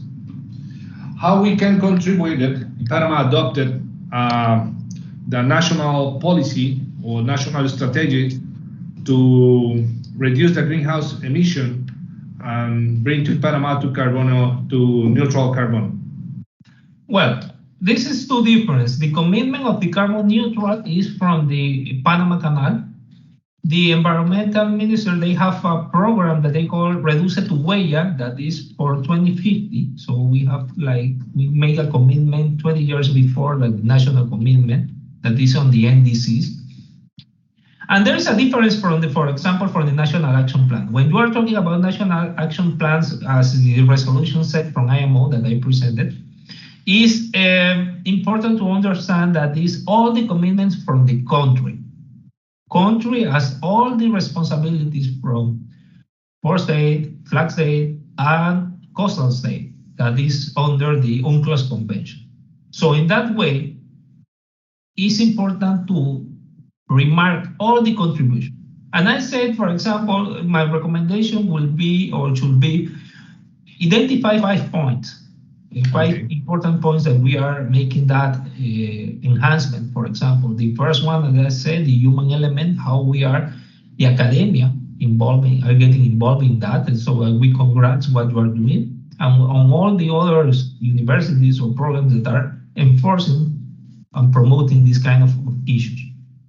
The second part is how we are advanced in digital transformation for that, for emissions, for these contributions. The other for stakeholders, how we can use all the good practice of the stakeholders around the country to reflect that our country have a national policy to promote these issues, and then you can go to different stakeholders and take good practice, such as the Panama Canal, and we can share that. So that is really important because at the IMO now we have at least 3 countries that have presented that national action plan. So that is really nice because that will be the roadmap on how we are trying to achieve all the international goals. Because when we are talking about a big picture, we need to understand that the goals are from IMO in one part, but that is for vessels. The goals are specific for vessels, not for all the transport, as I said in the beginning. And we have other international goals that are the SDGs, Sustainable Development Goals, that we include oceans, we include climate, and other SDGs. And we have also the United Nations Climate Change Convention goals.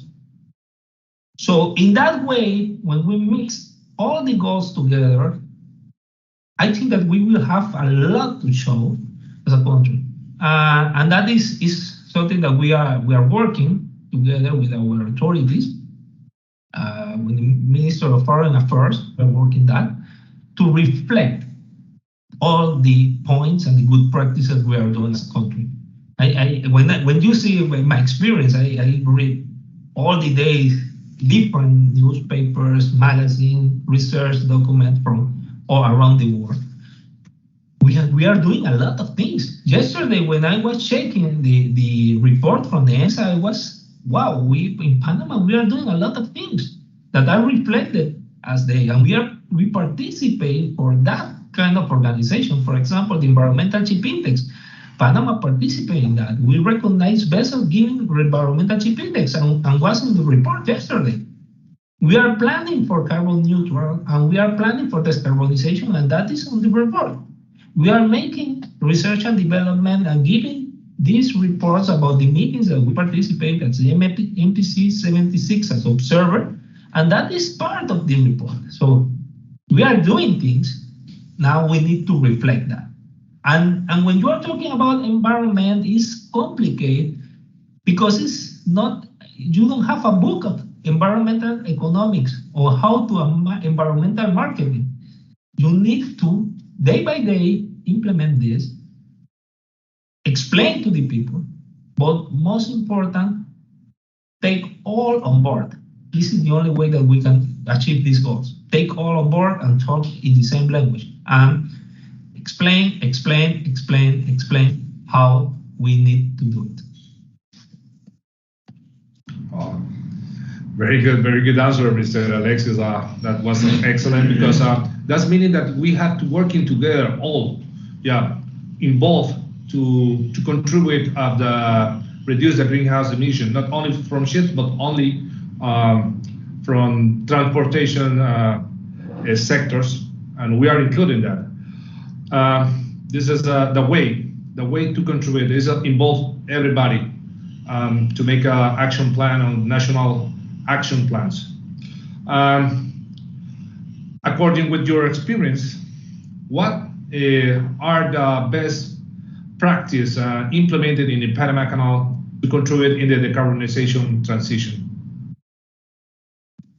We are now in the transition, really? Because now the transition just start. We are in the most important part of the process, planification.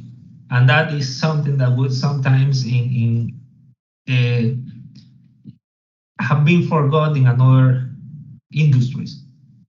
And we continue planning, and this is the most important part, because when you are planning, you identify the stakeholders, you identify everyone, you identify, for example, the scope, what you want to do. And that is like a project. This kind of thing is like a project. And then it's really, really important to understand the timeline that you can make the things and mix the technology and research and development. You need to know, that's really amazing, because you need to know more than different type of vessel that are transit. You need to need everyone.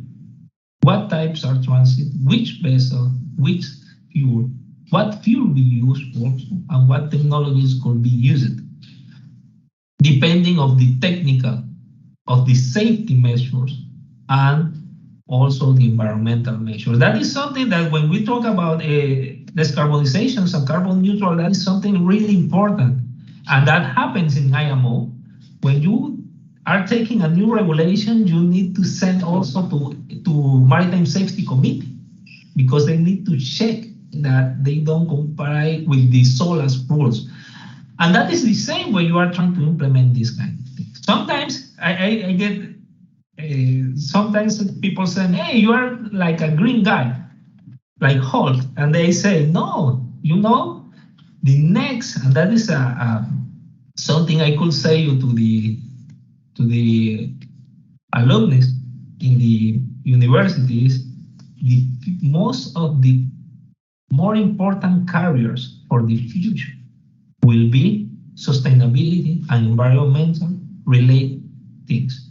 You can imagine how you can imagine all the companies should need to do this in the future, not now, but in the future. So these things of sustainability involve economics, finance, accountability, project management, everything. And that is really important. But now we are in that stage. That stage, we are some steps. You need to verify, identify, planify, and then you implement. But this is really important. But also in another, we are planning more for that capacity building, giving more the basic concepts. You can imagine when we talk about carbon neutral and decarbonization around different meetings or conference, most of the people mix the concepts. Think that when you are getting carbon neutral is because you will eliminate all the CO2, and that is not true. You are getting more efficient and then compensate that carbon. And when you are decarbonization, then you are thinking in the mid and long term planning for eliminate the CO2, and that will be the future work. I can close with that. That is something that many things, many of the technical guys sometimes doesn't understand. The ones that are making pressure to this kind of measures are the final customer. These 2 weeks, and you can read that different newspapers and logistic magazines, that the big retailers, H&M, IKEA, Amazon, yesterday was a strike or was a protest outside that office in the United States, because that retailers are the ones that are pressing to be more sustainable. And at the end, who are the guys that are making the pressure? The final customer. And that is the reason that I come back for the first slide. And what is the first slide? That you need to understand all the organizations and the objective to implement this kind of measures. This is a global issue that are all pressing everyone to give that value added. And we are getting prepared for that, making the most important part of a process of implementation, the planification. Thank you. Thank you, Mr. Alexis. This is a nice word that you say about the process that we are in the process of the planification, yeah, to go to the carbonization process. That's very good for us to you be there with us. You know, you are now you are very grateful to give to you some certificate of recognition for your excellent participation in this webinar. But we want to continue working in that kind of project because we are thinking the human resource have to know what is the new regulation and new regulation to go to implement it. Not only in the ship, it's all involved in the maritime sector, in the maritime industry. All we have to know about the new rules, and this is the good way that when the MTCC Latin America try to work together with all the stakeholders to teach and to learn to everybody about these new regulations. We are now going to bring to you a certificate of recognition.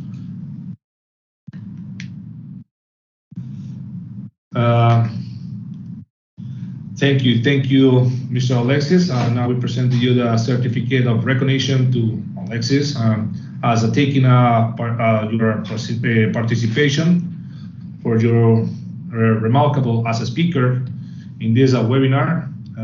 Thank you, and we want to continue working together for the next technical issues with the Panama Canal Authority and also with all the parties involved in that process of to bring the shipping industry to the carbonization, and also in all the Latin American region. Thank you, Mr. Alexis. Thank you for inviting me to this series of different webinars that began months ago. Thank you. Thank you a lot. We will see you soon. Have a nice day, Mr. Alexis. Now we are going to continue with the webinar.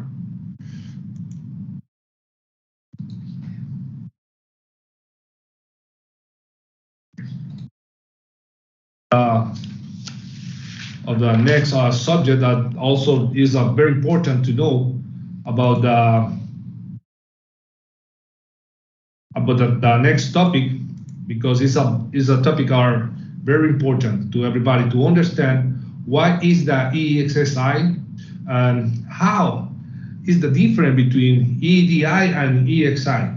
This is something that the people have to know, but many example for us, we are seafarers, but when the people go on board, they don't know how we calculate it, or they know, but they have to understand how is this transition, what is the different kind of ships, different calculation, because a calculation is not the same from one ship, it's a different kind of ship, and they have to know how they come in. For deck and engine department and ETO, this is also important. Also for all the career involved in that kind, like marine transportations, also the naval construction, biology, because also they have to know about the emission, because we use a technology like a scrubber to reduce the emission, and they go to the sea, and this is also we have to know. In this time, we want to introduce our next participants in the future. We want to say about what is the path of decarbonization. To understand that decarbonization come to under the amendment of the MARPOL Annex 6. In the Annex 6, we have two requirements that we are talking about here, in the EEXI and CII. In the CII, we already explained with Edilberto Peralta, and now our next speaker going to explain about the EEXI. In that time, we are going to know if somebody want to make a question in the next presentation. Please just only write in the chat of the group of the webinar and make a question. We receive all the questions and we bring the question for the speakers that they make you answer. Anything we are continue with the next speaker. We have present some video of the DMV. DMV is one of the stakeholders that we are working together.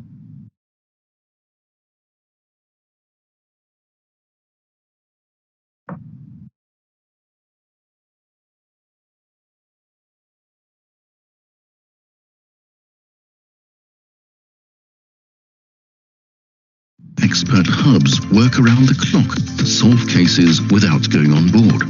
The level of assurance is the same as a traditional onboard survey.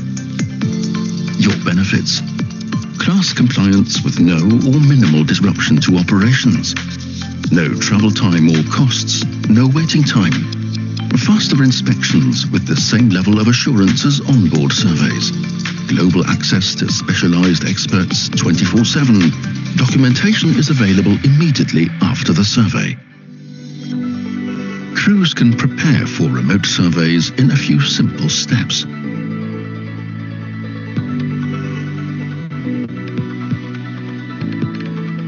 On DNV's online portal, My Services on Veracity, you can check whether your issue could be surveyed remotely.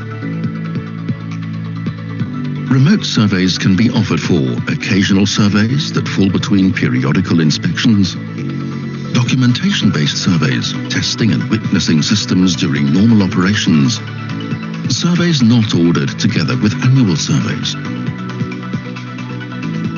DNV's remote surveyors work in teams and consult a network of specialized technical experts to solve complex issues.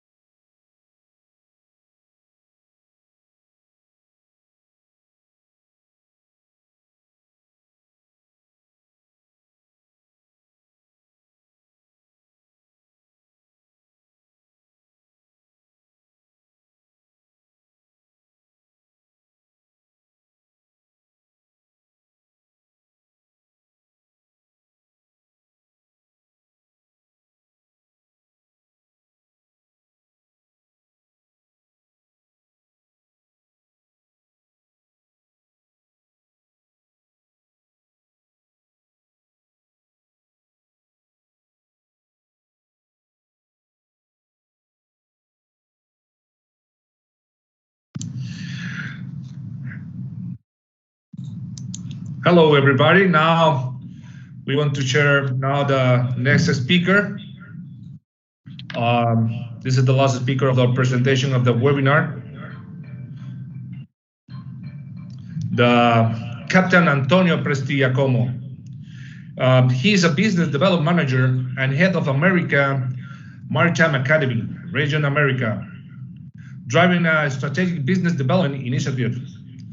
The resultant enhancement of maritime industry performance. Captain Antonio is an accomplished professional with over 25 years of demonstrated leadership experience obtaining across the maritime industry. He has a multitude of experience, including maritime engineer and related technology, along with a strong emergency response skill. Highly adept at leading vessel operation include all aspects of emergency response, shipboard stability, safety, crew leaderships, voyage planning, navigation, fire and safety, maintaining high-level credentials with the maritime industry, including the professional qualification of merchant marine, captain, and chartered marine engineer.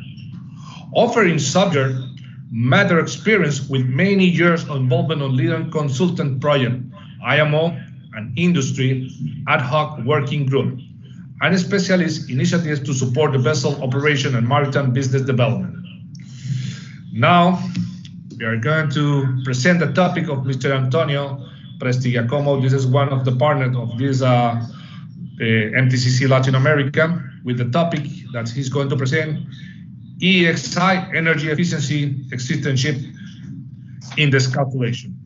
Now, Mr. Antonio, please. Good morning. Do you see me? Here, yeah? Mr. Antonio, we can see you.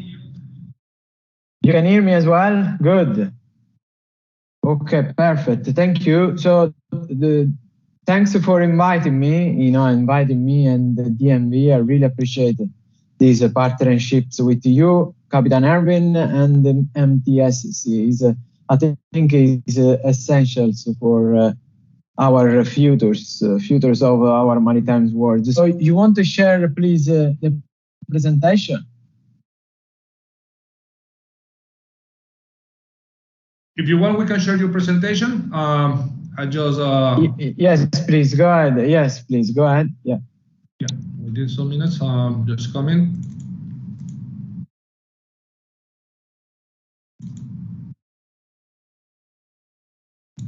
Just coming.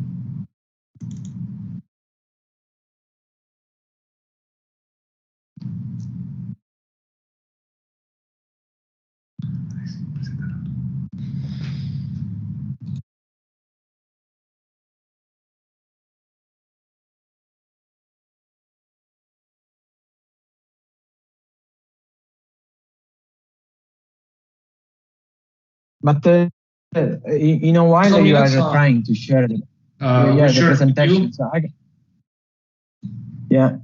I can start to talk. Don't worry, we can start to talk. Yes. So then, anyway, everyone knows already ENV, right? So we are a classification societies, but also we feel that we are an organization that managing risk, are supporting the maritime industry together with the other industries, such as the energy industry, oil and gas. So it's a worldwide organization covering the full globe with more than 12,000 vessels, covering about the 20% of gross tonnage of the full fleet. So at the moment, what we do, we are supporting the maritime industry, especially in directions of the futures or at present decarbonizations and digitalization. So the agenda for today will be to talk about regulatory and stakeholders outlooks, how we can achieve compliance with the greenhouse gas regulations issued by IMO, discussing the EEXIs, what is, How do you calculate? What are the relevant consequences? So how is impacting the maritime industry? And further step to consider or to implement in order to continue these greenhouse gas regulations compliance. Can you go please to the next slides, the other slides, please? The slide number 4. Thank you. So in this graph, what we have? We have the IMO strategy of greenhouse gas emissions from now till 2100 and 2050 and 2100. What you can see here is we identify short-term actions that we will consider, mid-term and long-term. So first of all, what is our object? To arrive to 2050 and use by 50% on carbon. In 2018 and 2023, what we are doing? We have implemented the EED, so the energy efficiency design indicators. We have implemented the SIMS, so the shifts energy efficiency energy management plan. We have identified the energy efficiency indicators. We are implementing further speed. Mid-term 2030, we will have the further energy efficiency measures to be implemented for new and existing ships using new indicators. While for long term, it's clear that in long term we will have to develop carbon neutral or zero carbons fuels. So from now on, as you see, we are planning to design factors for ships, operational factors such as speed, but long term we will need to devise new fuels that allow us to eliminate any carbon emissions. So into the carbon neutral carbon fuels. In these graphs, what you can see the green trajectory, so the green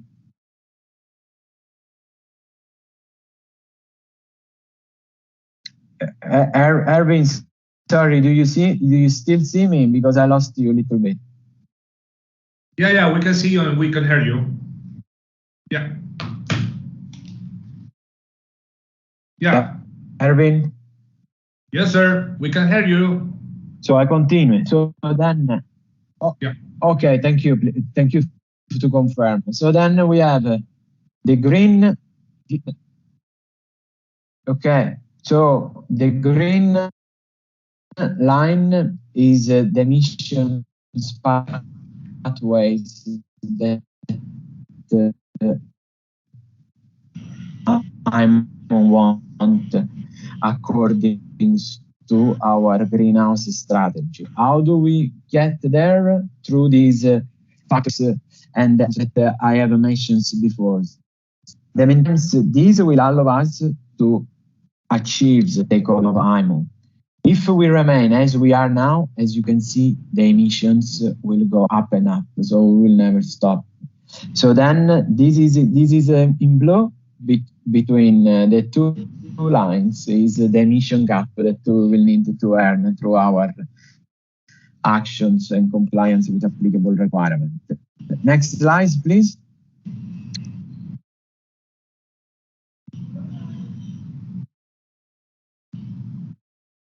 Erwin, next slide, please. Thank you. So we had lately the MEPC 76. The regulations that we have adopted are the EXI. So what is the EXI? EXI is energy efficiency indicator applied to existing vessels, while the EEDI was the energy efficiency designs indicators applied to new buildings. In the next slides, we will see how the EEXI is calculated and how we can compare it to the EE. So we have the new regulation to implement carbon intensity indicator, the CII. The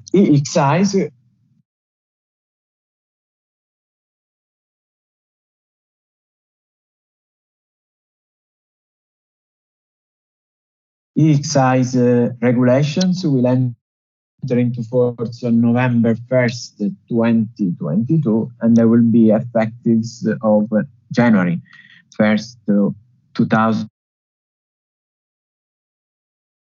In the meantime, group at times on a development group that are working to further initiatives. Then, complying with the EEXI, that should not be hard works.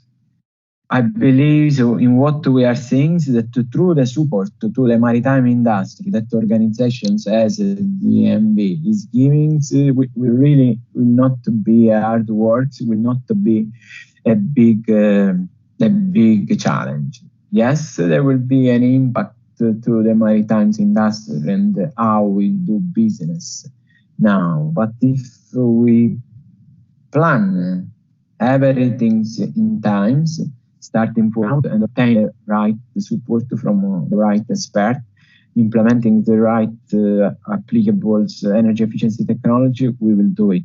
We will achieve these goals. So the EEXIs, is depending from the EEDI applicable for the type of vessel. And if you can see in these tables, for ship types, we have indicated the required EEXI. The required EEXI is just obtaining, reducing the applicable EEDIs of the percentage that you can see in this column.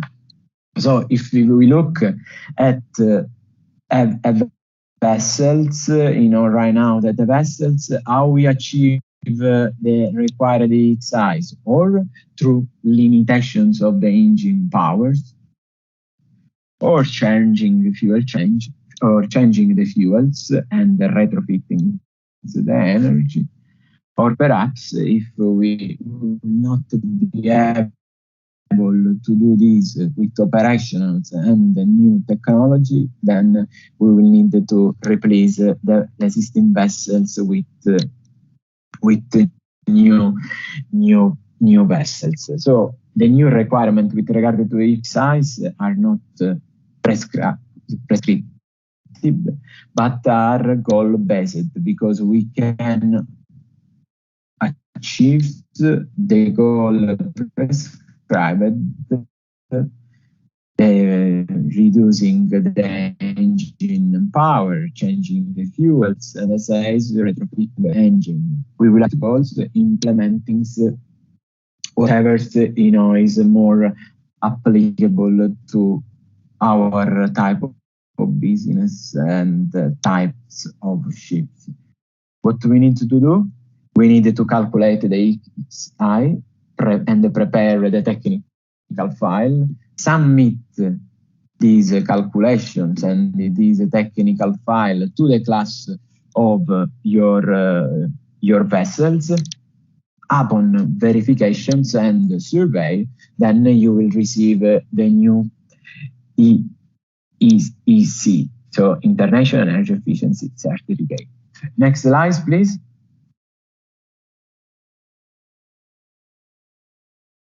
Erwin, next slide, please. Thank you. Next one. Yes.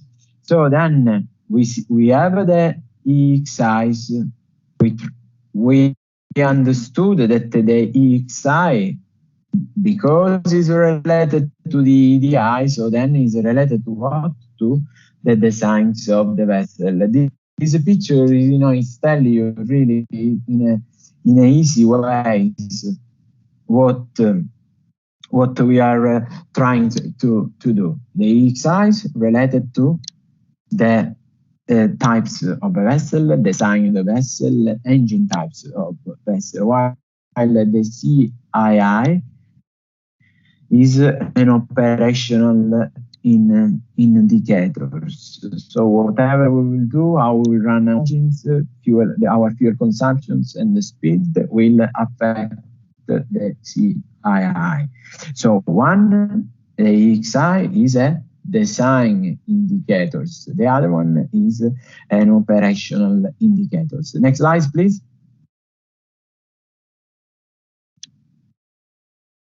Erwin, next slide. Thank you. So in these slides, what we have around 47 vessels where we have identified in black the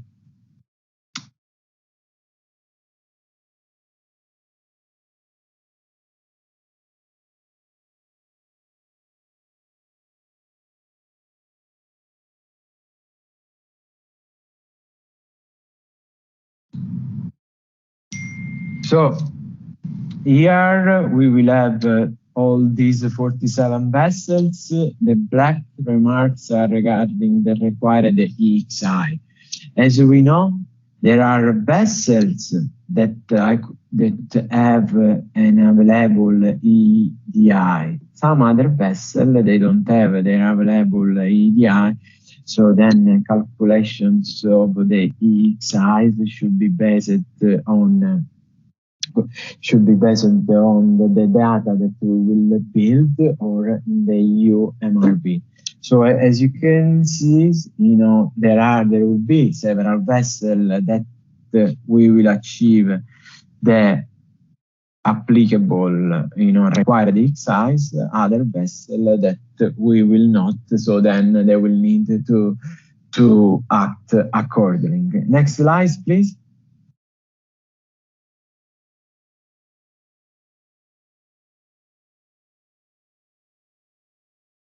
Thank you. So these are some examples of calculation of EEXI size. So where we can see, considering the different types of vessels, and their powers, what they need to do. So for MCR, we intend is the maximum power output of the engine. So the maximum the engine can. So this vessel is a container vessel built in 2015 as an MCR of 58,000 kilowatt. To this MCR of 58,000 kilowatt, there is a related speed. If we want that these vessels, so these five, the applicable size, we will need to implement an engine powers limit. In this case, will be 47,500 kilowatt, the new MCR. And as you can see, considering the speed profile of the vessel, she will not be affected by the new MCR. Next slide, please. So we will have situations where even if you apply the EPL, your vessel still can maintain an engine power and a speed that will allow the vessel to continue the business as normal. For example, in this case, we have a vessel, a bulk carrier built in 2017, and then initial MCR was of 8,000 kilowatt. With that MCR, we will not need to do any actions. The size related is satisfied, so the ships is good to go and to continue their business without any further change. Next slide, please.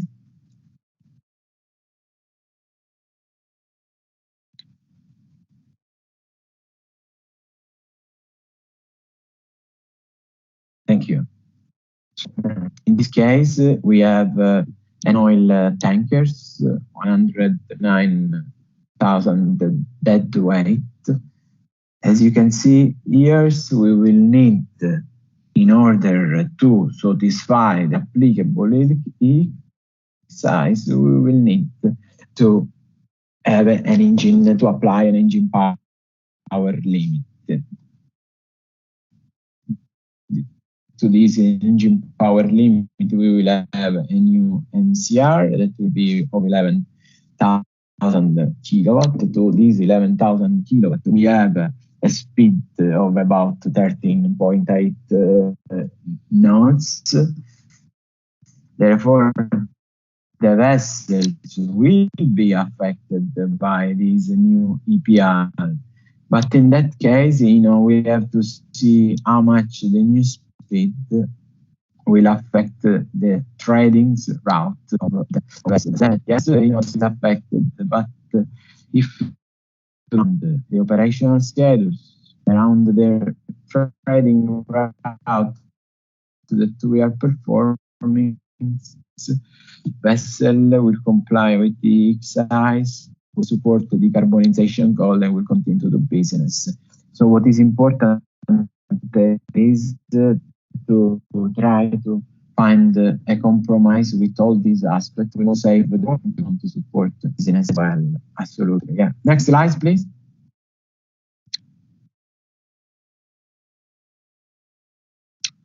Thank you. So to sum up, what we can do to have to attain, the required EX size, to satisfy the required EX size. If the EX size at the moment you have calculated for your vessel is less than the required EX size, so then you are good to go. You have to submit your EXI technical file and your EXI calculations to the classification society of the vessel. They will review, they will approve, and they will organize a relevant survey in due time for the emission of the IE certificate. It's clear that the DMV can support you in the calculations of the EX size and the preparations of the technical file as well. And as I can show you in the next slides, you will see that we have available two calculator tools, preparations of the technical file tools in our portal. If your attained EX size is more than the required EX size, so then we say we have to work to limit the engine power. If this doesn't affect too much your business, your trading route, or we can optimize the hull design, optimize the propulsion, or we can optimize the engine through the use of alternative fuels or conversion, retrofitting of the engine, or implementing new innovative energy efficiency technology that we have various, so new fuel, you could be supported by cells, by battery, by fuel cells. There is a lot of discussions at the moment. Just yesterday we released our outlook energy for 2050. And I believe it's good if you go in our website and have access to it. Next slide, please.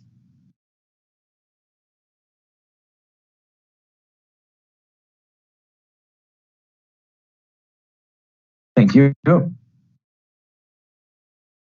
So as we say, we have EEXI to satisfy by entering force from January 2023, but in the meantime, we will have the CIIs, to satisfy with times.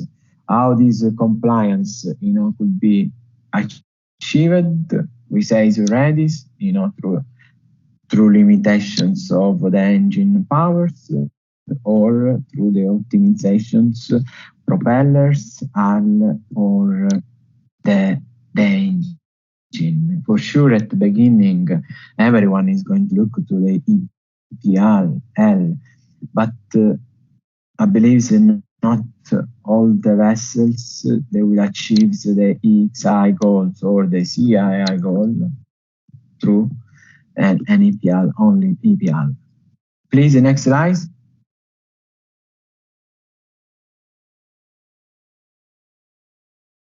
Thank you.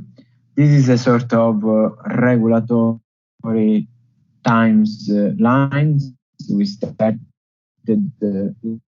last November 2020. You can see on January 2023, we will need to approve the approved licenses, and CII will becomes effective.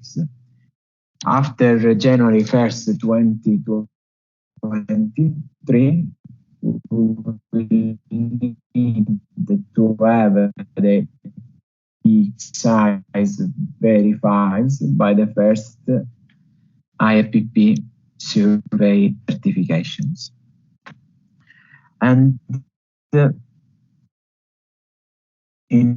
what is important that from March 31st, 2024, so our first season ready to be issued specs. How we support you, because already can support as advisories, so helping you to calculate the EEXI size. But in the meantime, when we are the class of your vessels, we can certify the calculation that you prepared and verifies your technical file. If you need support with that, you can always send an email to this email address, eexi@dmv.com, or if you have access to our fleet status portal, you can send a query to DATE, that means digital access to technical expertise, or you can contact your regional DMV point of contact. In this case, for Panama, Central America, and the Caribbean, and the southeast of the states will be myself. And what I suggest, you go please to this page, www.dmv.com/EEXI, because there you will find all relevant information, details about these applicable requirements, what is next, and how we can support your business and your vessel. Next slide, please.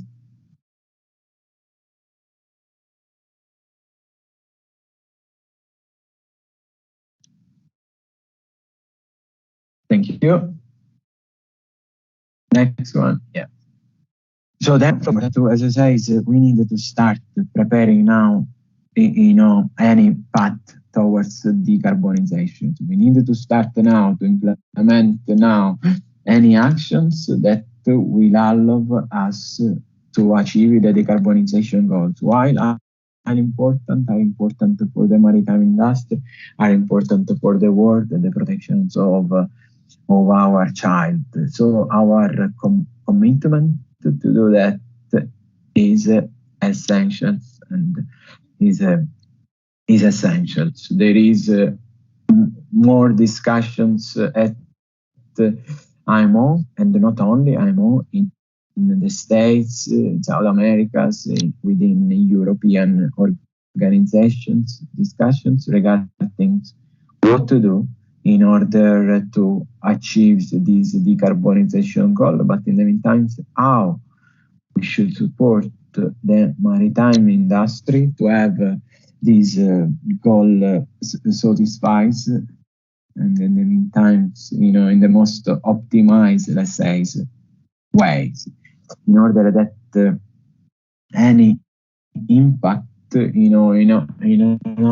our daily life, to our business, will be, could be absorbed, and could be absorbed, and any impact will not distract our way to support the shipping industry.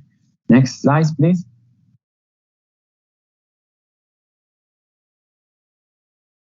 So now I want to introduce you our tools that is on DND tools that is available in our portal Veracity Fleet Status, where you can do what you can do.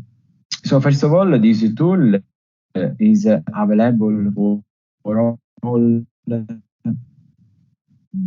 DMV classed vessel. Also, will be available if you don't have vessel with you, if you require these tools, So through this tool, you can view, you can calculate the EEXI related to your fleet.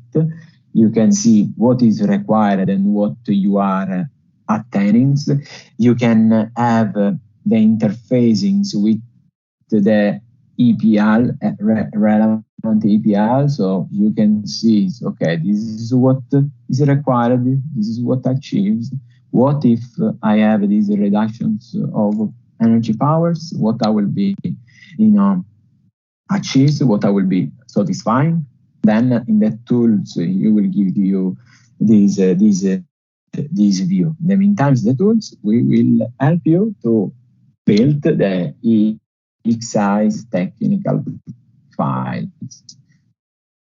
So EEXI technical file sends with all the relevant details regarding your vessel to verify the class of your vessel. Next slide, please.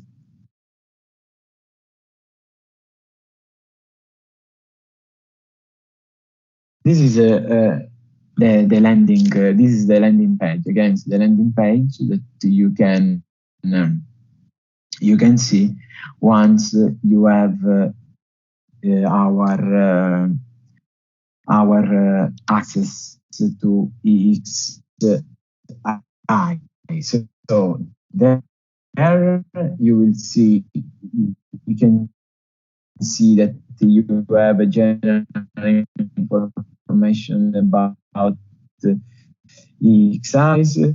You will have a checklist, several links that will obtain access to emissions inside.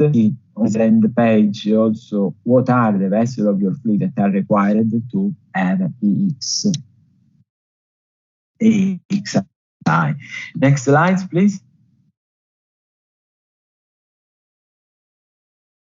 Yes, if you can continue. Yes, perfect. Thank you. Thank you. So one is those indicated with the number 1 are general information about EEXI. What is, when is applicable, to which ships is applicable. So remember that the EEXIs apply to all cargo vessels and cruise ships with a gross tonnage above 400 under MARPOL, the vessels that are under MARPOL Annex 6. 2 will give you access to guide and checklist.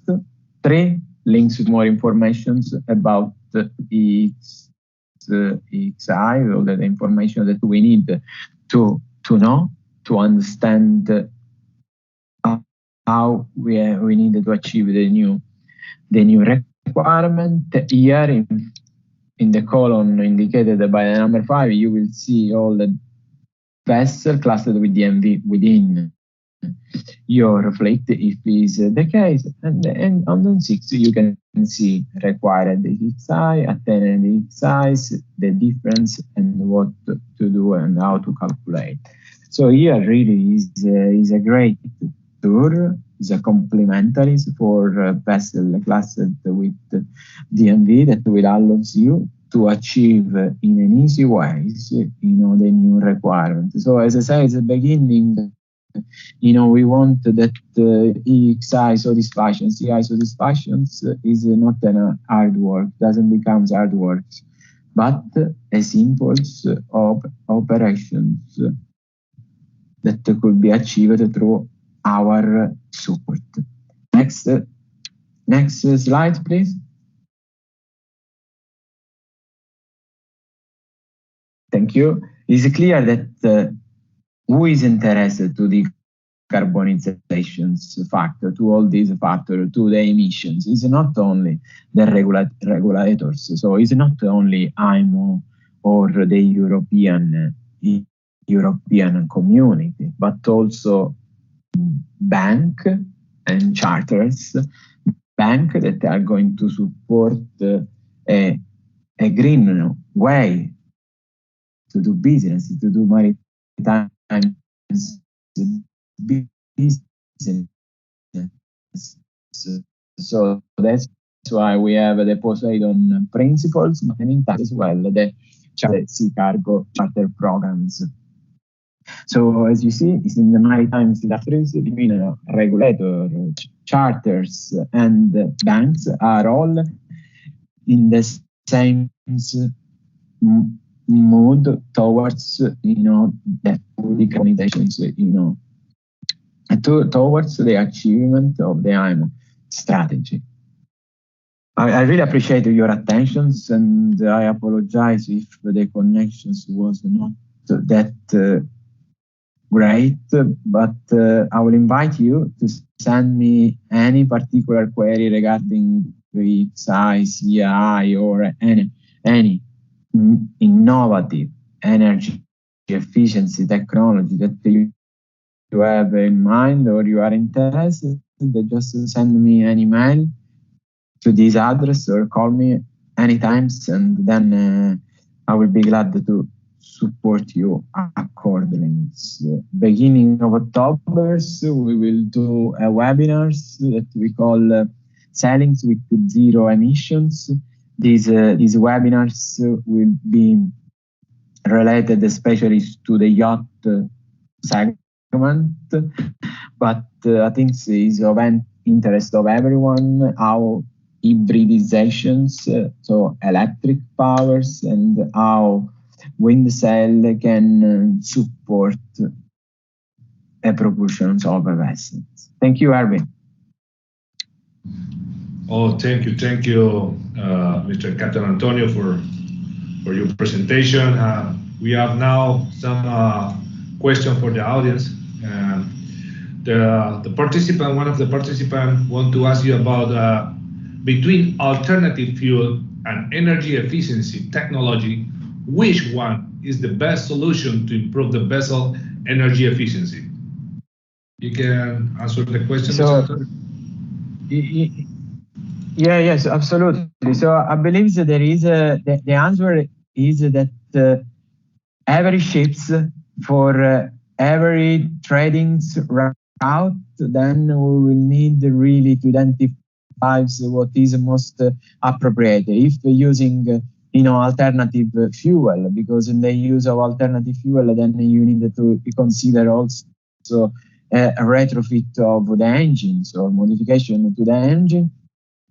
While when we talk about energy efficiency technology, that will be propulsion optimizations, a propeller cap, additional energy saving device, those are applicable as well, but they can play together with the alternative fuels, or they can play alone if, in that case, they help the ships to satisfy the EXI. Yeah.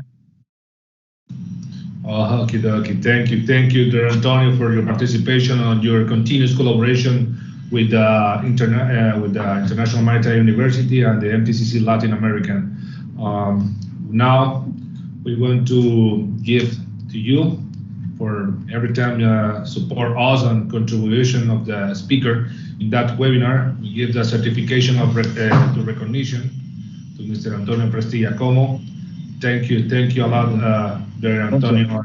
I hope to see you soon. I hope you visit also your country and to help also to continue contributing with the transition of the decarbonization process in the maritime shipping industry. Thank you, Captain Antonio. I hope to see you. Thank you, Erwin. Thank you. Thanks to everyone. Thank you.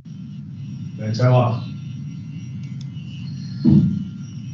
Well, thank very much all the presenters for today. Now the moderators, Engineer Erwin Vargas and Engineer Javier Diaz, are going to give us the summary for the presentations we have had today.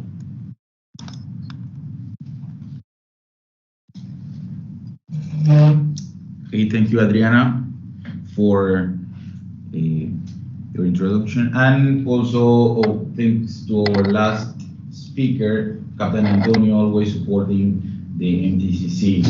Well, before we move on, I would like to inform you that we have been sending a message through our chat, so you can, we invite you all to fill out the evaluation form, the webinar evaluation form. It's very short, so we have also your feedback from the activity today. Okay, we invite you all to fill out the evaluation form. It's already, the link is already sent through the chat here in the platform. Okay, today we have been, of course, honored by very well-known speakers and also with a good background in maritime, starting from our first speaker from Lloyd Register, Engineer Edilberto Peralta, followed by Naval Architect Mihalis Agapiou, also Alexis Rodriguez, always supporting MTCC, as our third speaker, and closing the session with Captain Antonio Prestilla Como from DNB.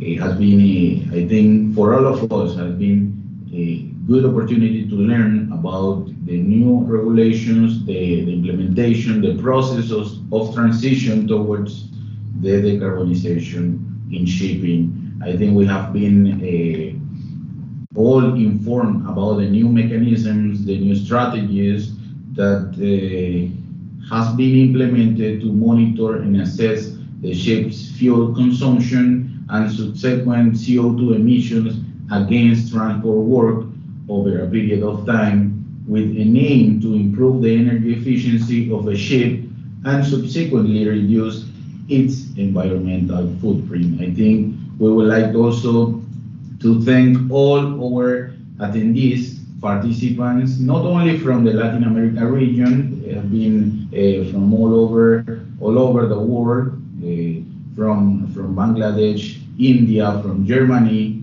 from USA, from Singapore. I think we have guests from all over the world, and also the continued support from the region and the Caribbean, also the Caribbean region. We're very happy to share this morning this technical knowledge with all of you, including our students of the International Maritime University of Panama.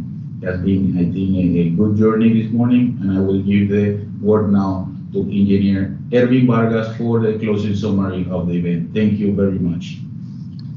Yeah, thank you, the college Javier Diaz, and also the college Adriana Quesada, and also thank you for all that you say, all the speaker who stayed with us in this webinar. This webinar is many technical issues that we discuss here in this webinar, but are important to the people start to understand how the shipping industry is going to change.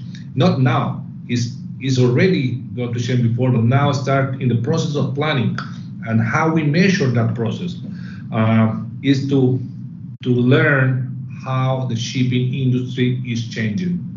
we want to talk in something about the future work. The future work of the MEPC was to discuss a number of submissions and how the process to the next stage of the IMO work to cut the greenhouse emission from ship, leading to the revision of the initial strategy of the 2023. That's meaning at that time we have to immediately start to know what is the short term coming on the phase one in the work plan, the collision and initial consideration of proposal for measurement starting the spring 2021 to spring 2022. The phase two, assessment and selection of measurements to future develop, coming to the spring 2022 to spring 2023. And the phase three is a development of a measurement to be finalized within agreed target dates. This is also very important, how the IMO start to make the plan to measure how this new regulation to continuous proposal to meet the term measurement, and after the medium term, the long term, and we are continuing that. Also, if nobody know, we have another proposal of the MEPC was discussed in the meeting 76. The committee had not executive consideration the proposal of the International Maritime Research Board. What's the meaning? We are trying to work in the panel discussion, the panel group of the MEPC, in the working group of the reduction of greenhouse gas emission. We want to say we are continue monitoring how the process is continued development. And all of that kind of information you can share in the IMO webpage about the meeting of MEPC 76 and the future meeting that coming in the meeting 77. And all these measurements have been adopted in the MARPOL Annex 6 about the decarbonization process. Thank you again for all your attention. Thank you for all your participation and to start to understand how the process of the EXI and CII, and also how it's implemented on the ship energy efficiency management plan on board of all the kind of ships. Thank you. Gracias, le decimos a todos los participantes por estar siempre colaborando con el centro y contribuir. Nosotros somos un centro internacional, razón por la cual nuestras presentaciones comúnmente son en inglés, nuestros expositores presentan en inglés, pero igual queremos transmitirle que estamos hacia esa transformación, hacia ese mejoramiento de la industria marítima para reducir las emisiones provenientes de los buques, para reducir las emisiones de gases de efecto invernadero, como unas políticas que ha implementado la OMI. Nosotros, como ser un centro tecnológico marítimo, estamos enfocados hacia este objetivo. Gracias a todos los participantes.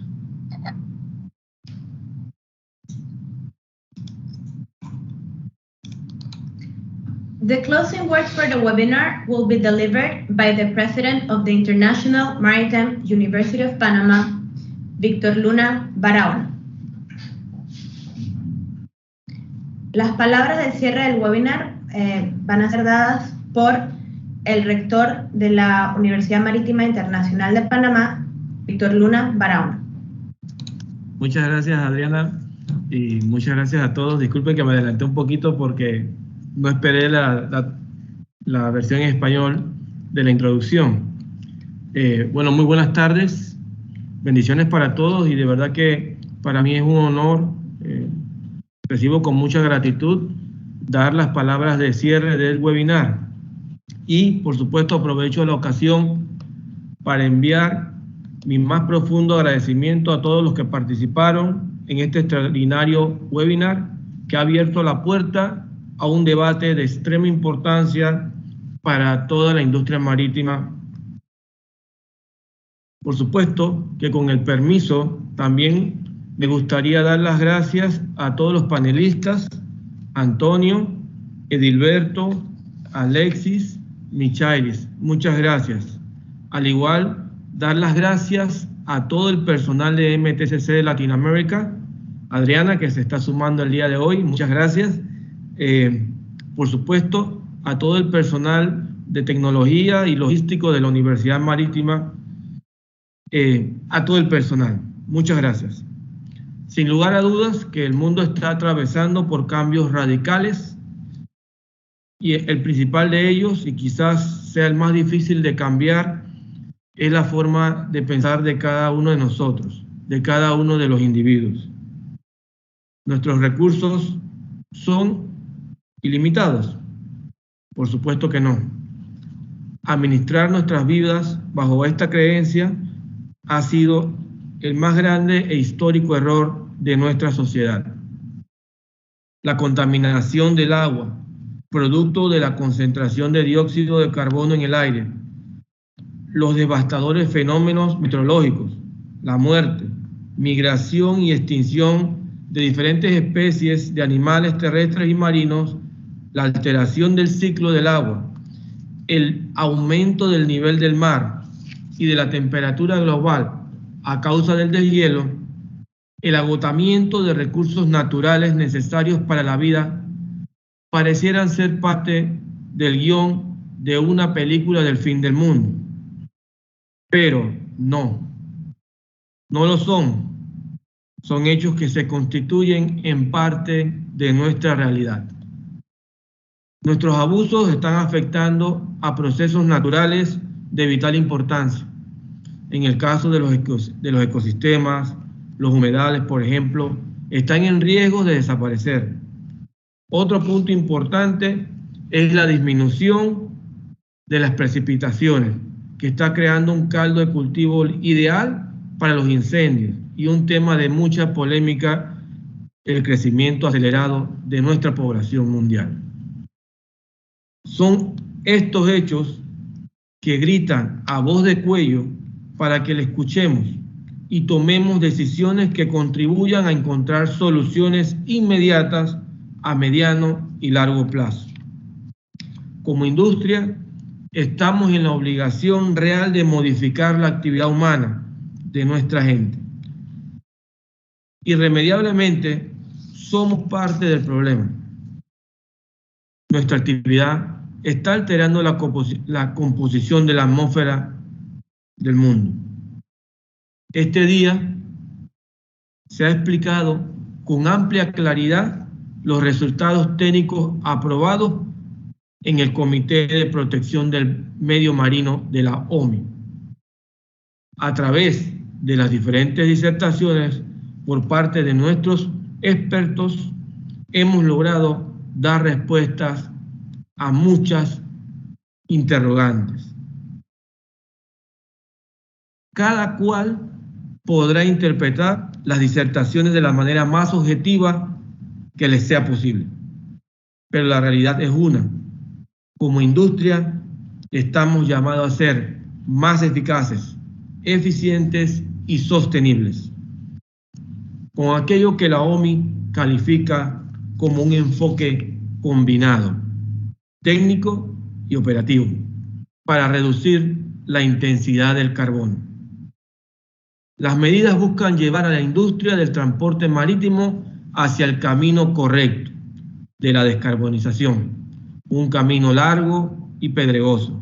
Sin embargo, si todas las partes involucradas aportan su grano de arena, podremos cumplir los objetivos de reducir las emisiones de gases de efecto invernadero de nuestros buques, con medidas técnicas y operativas combinadas y sustentadas en la seguridad, la sostenibilidad y la rentabilidad de las operaciones, para llegar al 2030 con una reducción mínima del 40% de estos gases. Vamos a seguir fomentando la participación colectiva para combatir el cambio climático. Muchas gracias a todos. Nos hemos comprometido a seguir trabajando a través del MTCC y la UMIP y les deseamos a todos muy buenas tardes. Hasta luego.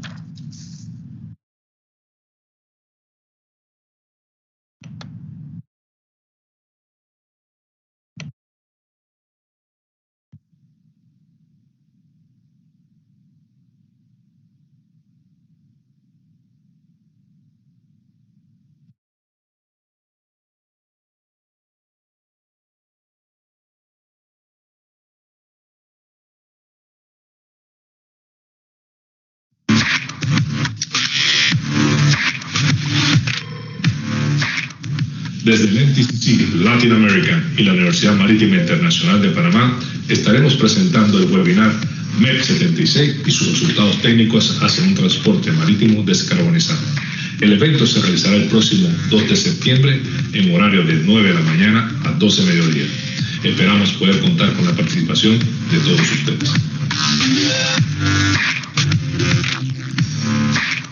En este seminario web abarcaremos los 2 requerimientos que fueron aprobados en la reunión del Comité de Protección del Medio Marino de la Organización Marítima Internacional, por sus siglas en inglés, MEPC 76, donde se abarcaron los temas importantes para la reducción de la intensidad de carbono de la industria